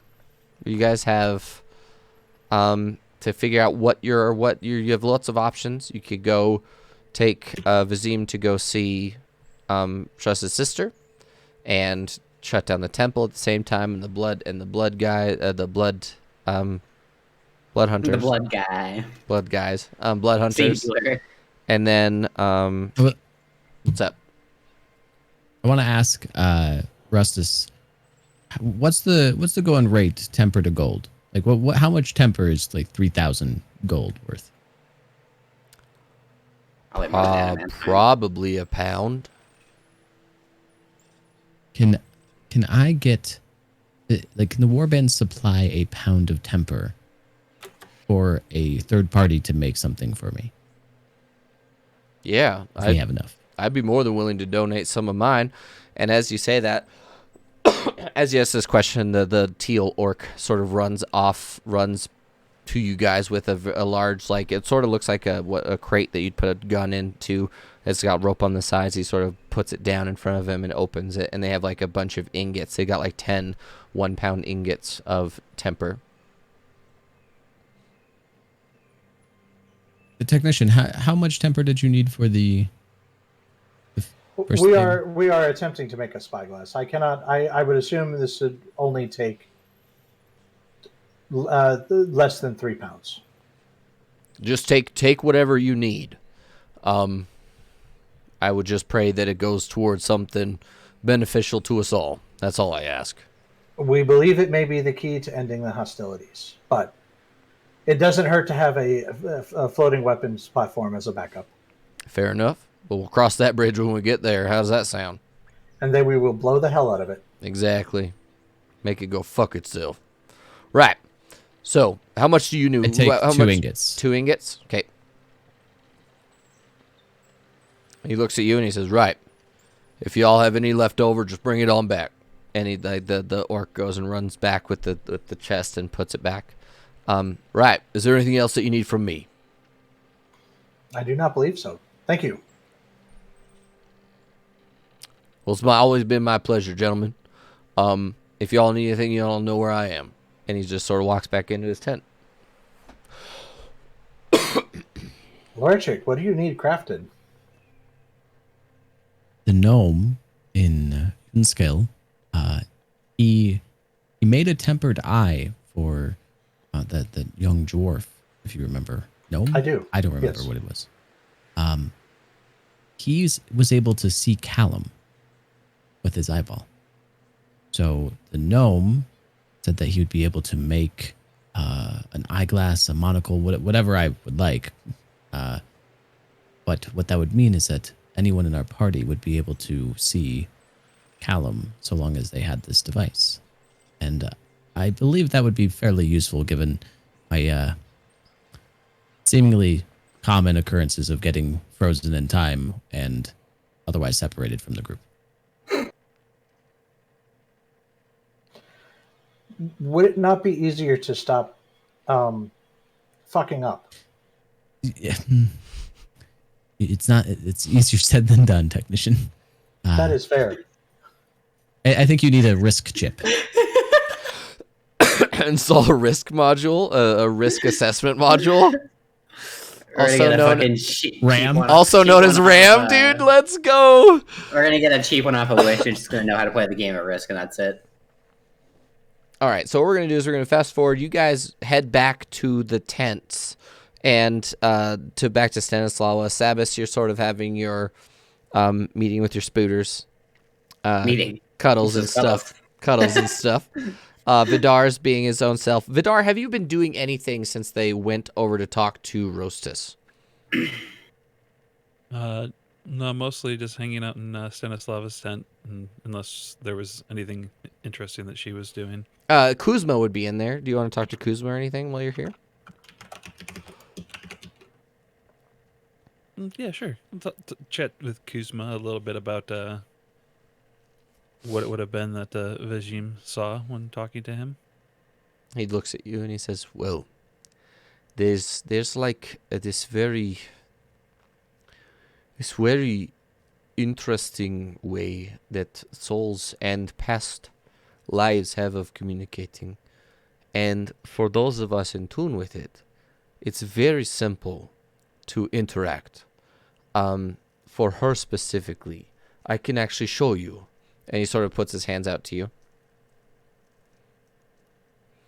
And you grab the hands and you feel the sensation that you are being pushed by a gale of wind that you can't resist, and you sort of fly backwards, and it sort of pulls you out of your body like astral projection in the Marvel movies, where they punch you and your soul sort of flies backwards, except yours manifests in this sort of like raw blue and teal energy, or blue and green energy, that you saw in like all of your visions and like the world history and things like that. And at the same time, Kuzma is like a floating skull directly behind his body, and they sort of look at each other, and you guys look at each other, and he goes, this is what they see, except imagine this. And he sort of pulls, and all of that history that you've remembered thus far is pulled back and flies past you at a super fast speed, except whenever you see something interesting, he sort of stops and pauses, and you can see yourself from third person. Like, he literally stops. He's like, is this the forge you were just in the Verdengard? Because this looks like your past, correct? Imagine this, except everything that you've never experienced. Being touched by the trusted sister, being shown, introduced to powers that you don't understand. Everything, she got to see the world from trusted sister's perspective of her, rather than her perspective of herself, right? Because the original time you had this vision, it was from your own perspective. Imagine having this vision from this perspective. And he sort of like doesn't fast forward, but he lets it play, and you're watching yourself get built by Forald. You're not on a conveyor belt. You're literally on a table, and Forald, you've never seen Forald before. Like, you don't remember seeing him, but now you can fully see him. He is a dwarf that is sitting on a 8-legged platform of machine, and he has a large set of he has a spanner and a screwdriver, and he's basically walking over to this forge that is blowing out purple fire, and he's pulling out these plates of temper, and then he's screwing them and welding them onto every individual piece of your frame. And your frame is made of tungsten, by the way. You have a frame inside of you that's made of tungsten that has been forged to fit everything onto it. And you're watching yourself slowly, but sort of in a time lapse, get built by this amazing engineer of a dwarf that has this sort of like large claw-like appendage attached to his like body. He almost looks like Doc Ock or a tech priest from Warhammer, that he's using it to like sort of weld on these pieces onto you, and you're watching yourself get crafted from a third person perspective, which is like, and Forald himself is like this amazing dwarf who's consistently covered in ash and soot and all this stuff, and he just is working. He's got goggles on, and they're like clicking and clacking, and like he's like looking at all this stuff, and you're watching yourself get built. But at the very, very end, your chest piece opens up, and he goes to the purple forge, and he pulls out a large dodecahedron, an octagon, or a 12-sided dice, essentially, made of temper, but it has a sort of grid around the edge of it that embellishes it, made of pure gold. And he presses faces on this sort of strange heart device thing, puts it in your chest, and whoom, you're pulled out of the vision. And you're sitting there with Kuzma, your hands are on top of his hands, and he looks at you and he says, eye-opening. isn't it? Indeed. I believe when I was in the forge, I had some memories shortly after that, but seen before then. The rest of you, it was sort of, from my perspective and what we saw, incredible. We just saw God. He exists in godhood now. So imagine seeing the creator of them affecting you as a person, individually, choosing you, going through all of these things, and then choosing you. That's what she saw.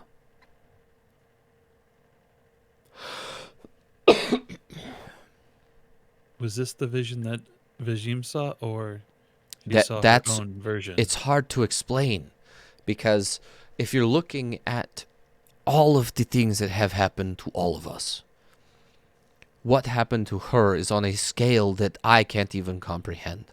I am giving you a basic note of what happened. I can't describe to you what happened. If you want to talk to her about it, do it. But I cannot go into detail about seeing the trusted sister, seeing her emotions, seeing how she feels when she looks at the child that she is making, she's tempering, she is designing to be the savior of the world. I can't explain to you what it means to having viewed that from me rather than from her. Eye-opening is not a big enough phrase or descriptor for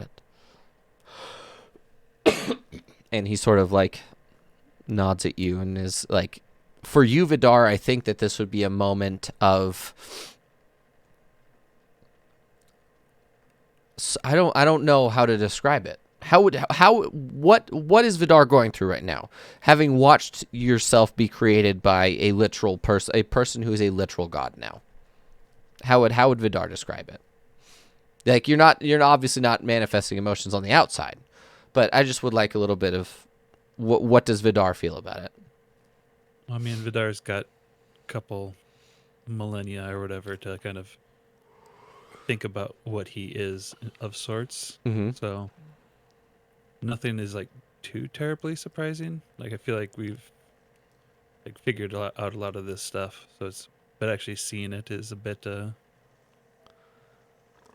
just like somber, Mm-hmm. and I like also that's how it actually happened.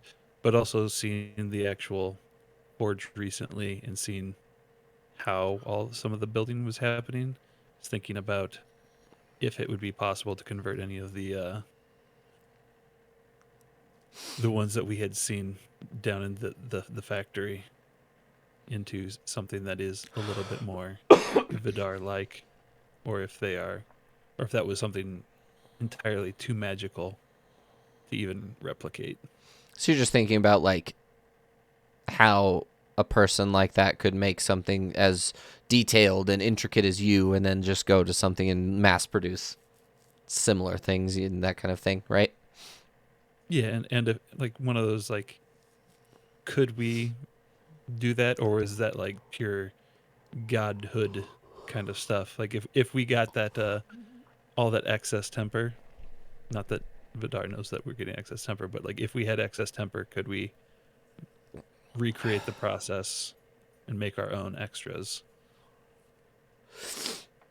That would really be like existence defining thought, essentially. So I imagine that Vidar like goes from that conversation with Kuzma and then just goes and sits down and closes his eyes and just thinks. Like that's like your whole thing that you're doing. You're just chilling, right? Yeah. Would that be the description? Yeah. Loershik and Technician get back. And what are you guys doing right now? Are you gonna go try and forge a spyglass? What's your plan? Have I seen Vidar on my way back? Have I seen a contemplative Vidar? No, Vidar is in the big tent at the moment. Gotcha. Yeah, I'm gonna go try to forge a spyglass. I would assume though that you were wondering where Vidar is, because Vidar is usually out and looking at stuff, not necessarily chilling in the big tent. I'm just saying that Probably wondering, but Rep is on task. So Fair enough. Lorshik, what would you like to do? I'm hungry at this point. I just tracked through mud twice. I'm gonna go find a place to sit down and eat. Sure. I like the group dynamic of the Warforged just having some serious shit going on, and then it's the Wereshik wants to eat and Sabas wants to do something comfy. Because my idea is I want to make comfy clothes out of spider webs, and Wereshik just wants to get some food. So Um, I like the polarizing part about this is great. it's awesome. Sabas, actually, as you're like sort of cuddling, you know that you can actually talk to the spiders, and they can actually make you clothing, out of their like really tough silk, if you would like. They sort of offer that to you. Yes, I was just going to ask and then spend some time dyeing it using specifically minor versions of the spell Acid Splash and Create Bonfire, so okay. blacks and greens. Cool. So that's basically what you're going to do for the next, I assume, the next couple days while everyone is doing their own Make thing. myself several fanciful outfits. Sure. Lorshik, you go to eat, and the first place you think of is Stanislawa's tent always has a big something cooking. Always. There's literally always something cooking there. You go into the big tent, and for the first time ever, you see a Vidar doing nothing. He's got his eyes closed, sitting in the corner by himself. Count how many seconds it's been since he looked at the door. Does he look conscious? Yes. You know the difference between a Vidar who's in like recovery mode and like his stasis thing that they have to do, and a Vidar that is alive and awake. You would know the difference between I walk those things. over to Vidar. I assume his bag is sitting next to him on the floor. I would assume that that's up to Vidar. Yep, probably on the ground. Try to steal 100 gold out of his bag. Make a perception check, Vidar. Are you gonna try? Are you to make a sleight of hand check, Lorshik?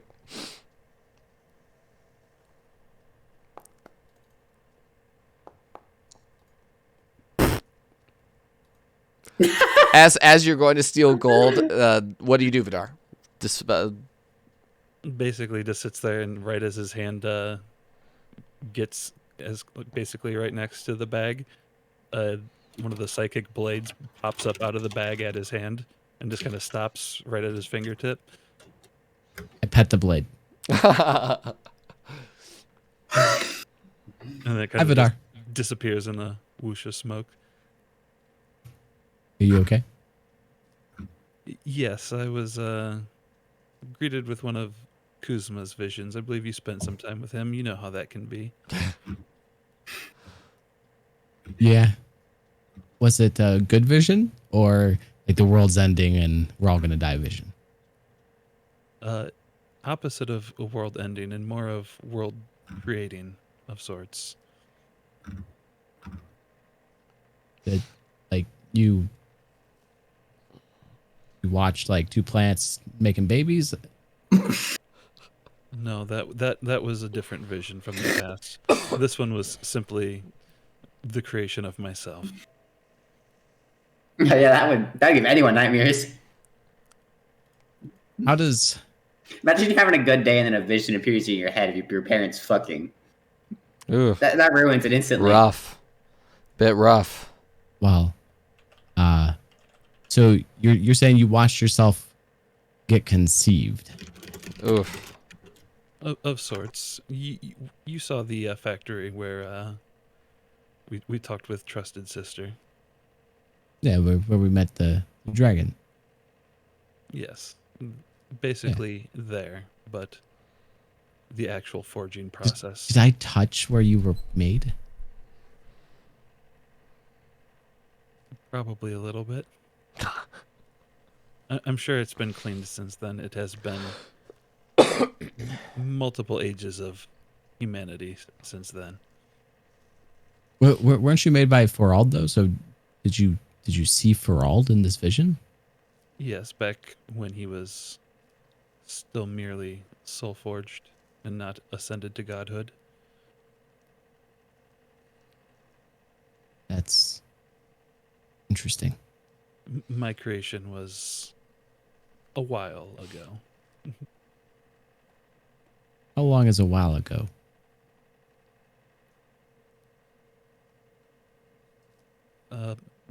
Some.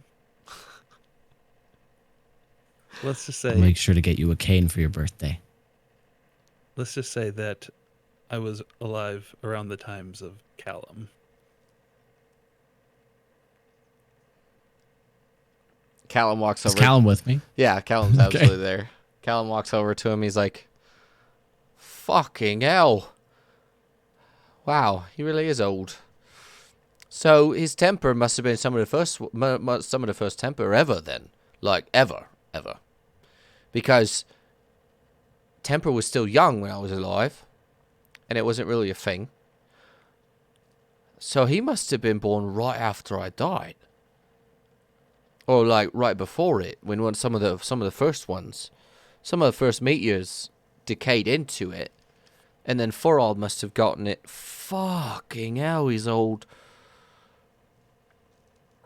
Callum says you're really old, and he's surprised you're not dust, and I didn't That- fucking say that, you fucking liar. you're lucky you didn't get hit by one of the meteors You shut your because you were not born until after they came down. shut your mouth. That sounds like something. He says he Callum loves would you. Say. And he's giving you a hug right now. No, I'm not. I don't do can that. feel it. Nope. I know you can. His hugs are the best. It's really nice of you, Callum. If I Well, Vidar, I'm become gonna get real some again, food. if I become real again, I'm gonna punch you in the face. So you're saying, Callum, if I have an opportunity to help you become real again, to not help you become real again? Yeah, for your own sake. Rules lawyering, he can possess him. He's choosing not to yet. And you need to remember something. I'm always here.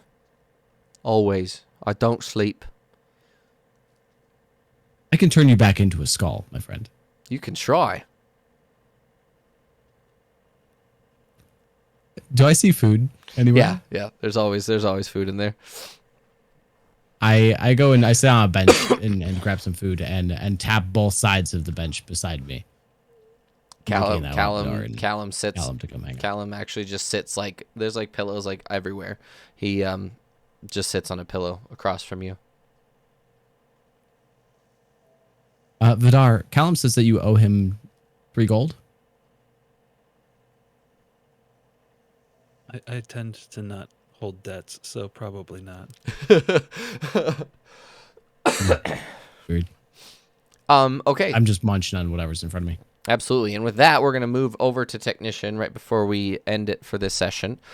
Technician, you arrive with your couple pounds of temper to the forge, and this is a new building that is the first and only permanent building that you've ever seen here. It's a large, conical-shaped metal, like sheet metal, welded together, giant teepee-looking thing with a large hole in the middle of it that has a vent that leads up, and there's a huge forge right in the middle of it. And this forge is actually separated into 2 parts. One part of it has a sort of like strange white material burning in it that's causing a really bright purple flame, and then the right hand side of it appears to be the regular coal or coal coke that produces very high heat, so you can bend metal and stuff in it. Currently inside of it is a very large sheet of metal, and Auroch has set his book down far to the side. He's wearing a large leather apron and a tool belt that basically goes around his sides for ogre-sized tools.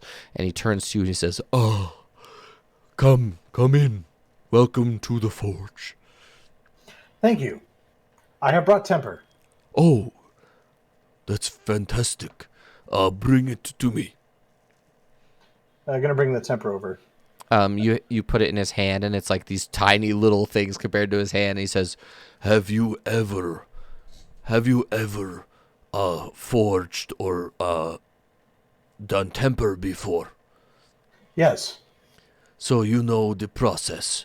and he sort of like tosses it into like the white material burning into the purple flaming white, puts it in there. He says, It takes a long time for it to heat up. I have the plans over there. And you can see that he's actually pulled. There's a way for him to pull the plans out and put them on like a board. And he's actually like put a sheet of like wax paper over it. And he's marked on the wax paper like actual dimensions and things. And he looks down at you. He says, I have started heating the metal. If you would like to do all the small things, I can assist with the larger folds and other things that we require.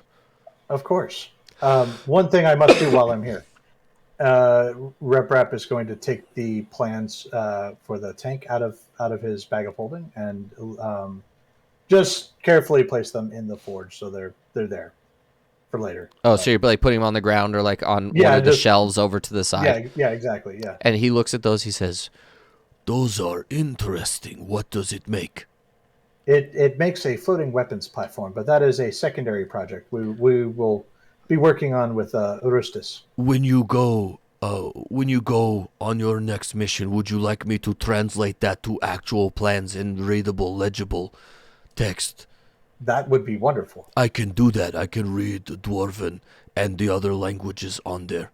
I will be more than happy to do that for you. That would be excellent. Thank you. You're welcome. You're very welcome. If we are ending this war, that is all that I need to be motivated.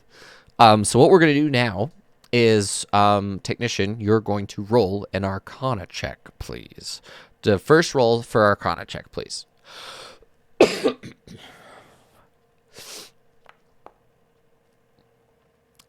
Bam. Killing it. 24. Awesome. So you go and you start, there's the large chest with all the Eyes of Moonball in it. They're like little in between, like these little sections of wood dropped into each individual things. You're actually able to take your hammer, your magic hammer, and you put it on this like sort of anvil that's been tempered, and you start boom. And instead, like whatever you're envisioning, which I assume would be like a lens, right? Shape for it. Yeah. It's not chipping. What it's doing is it's hitting it, and then a large sections of the eye are malforming themselves and turning themselves into cubes and falling off. So it's literally like chipping away at itself non-violently. And you smash, you smash, and you smash.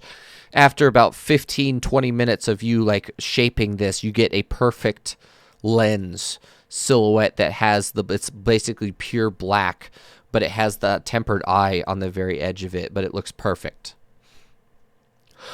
Excellent. This And- hammer appears to make forging the Eyes of Moonball non-volatile. It would appear as such. Those cubes, though, we should study them later for material compositing and other things. I'm very curious to see what they are made of. Indeed, I will put them back with the other eyes. I agree. Here, And he sort of he hands you Them up and put- he hands you a second eye, and he takes the cubes and puts them in the little slot where it was before. Go ahead and make me another Arcana check, please.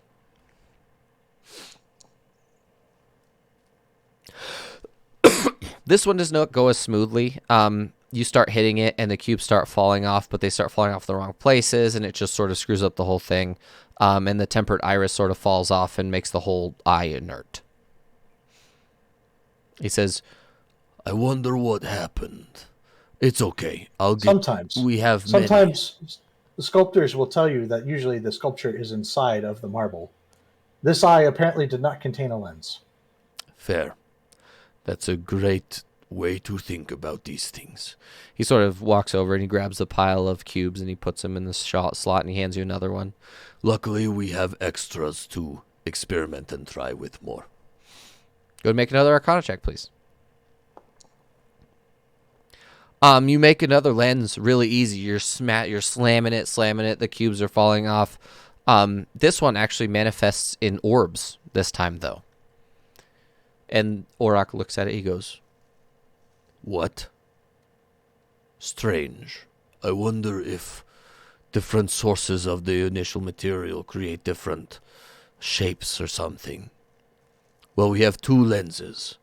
I will forge the casing, and then you can use your engineering or artificing to create the entire item. And he takes the brass. He takes like a sheet of brass and he effortlessly, skillfully, like pounds it into a perfect circle, into a cylinder, like a handful of cylinders, and he links them all together.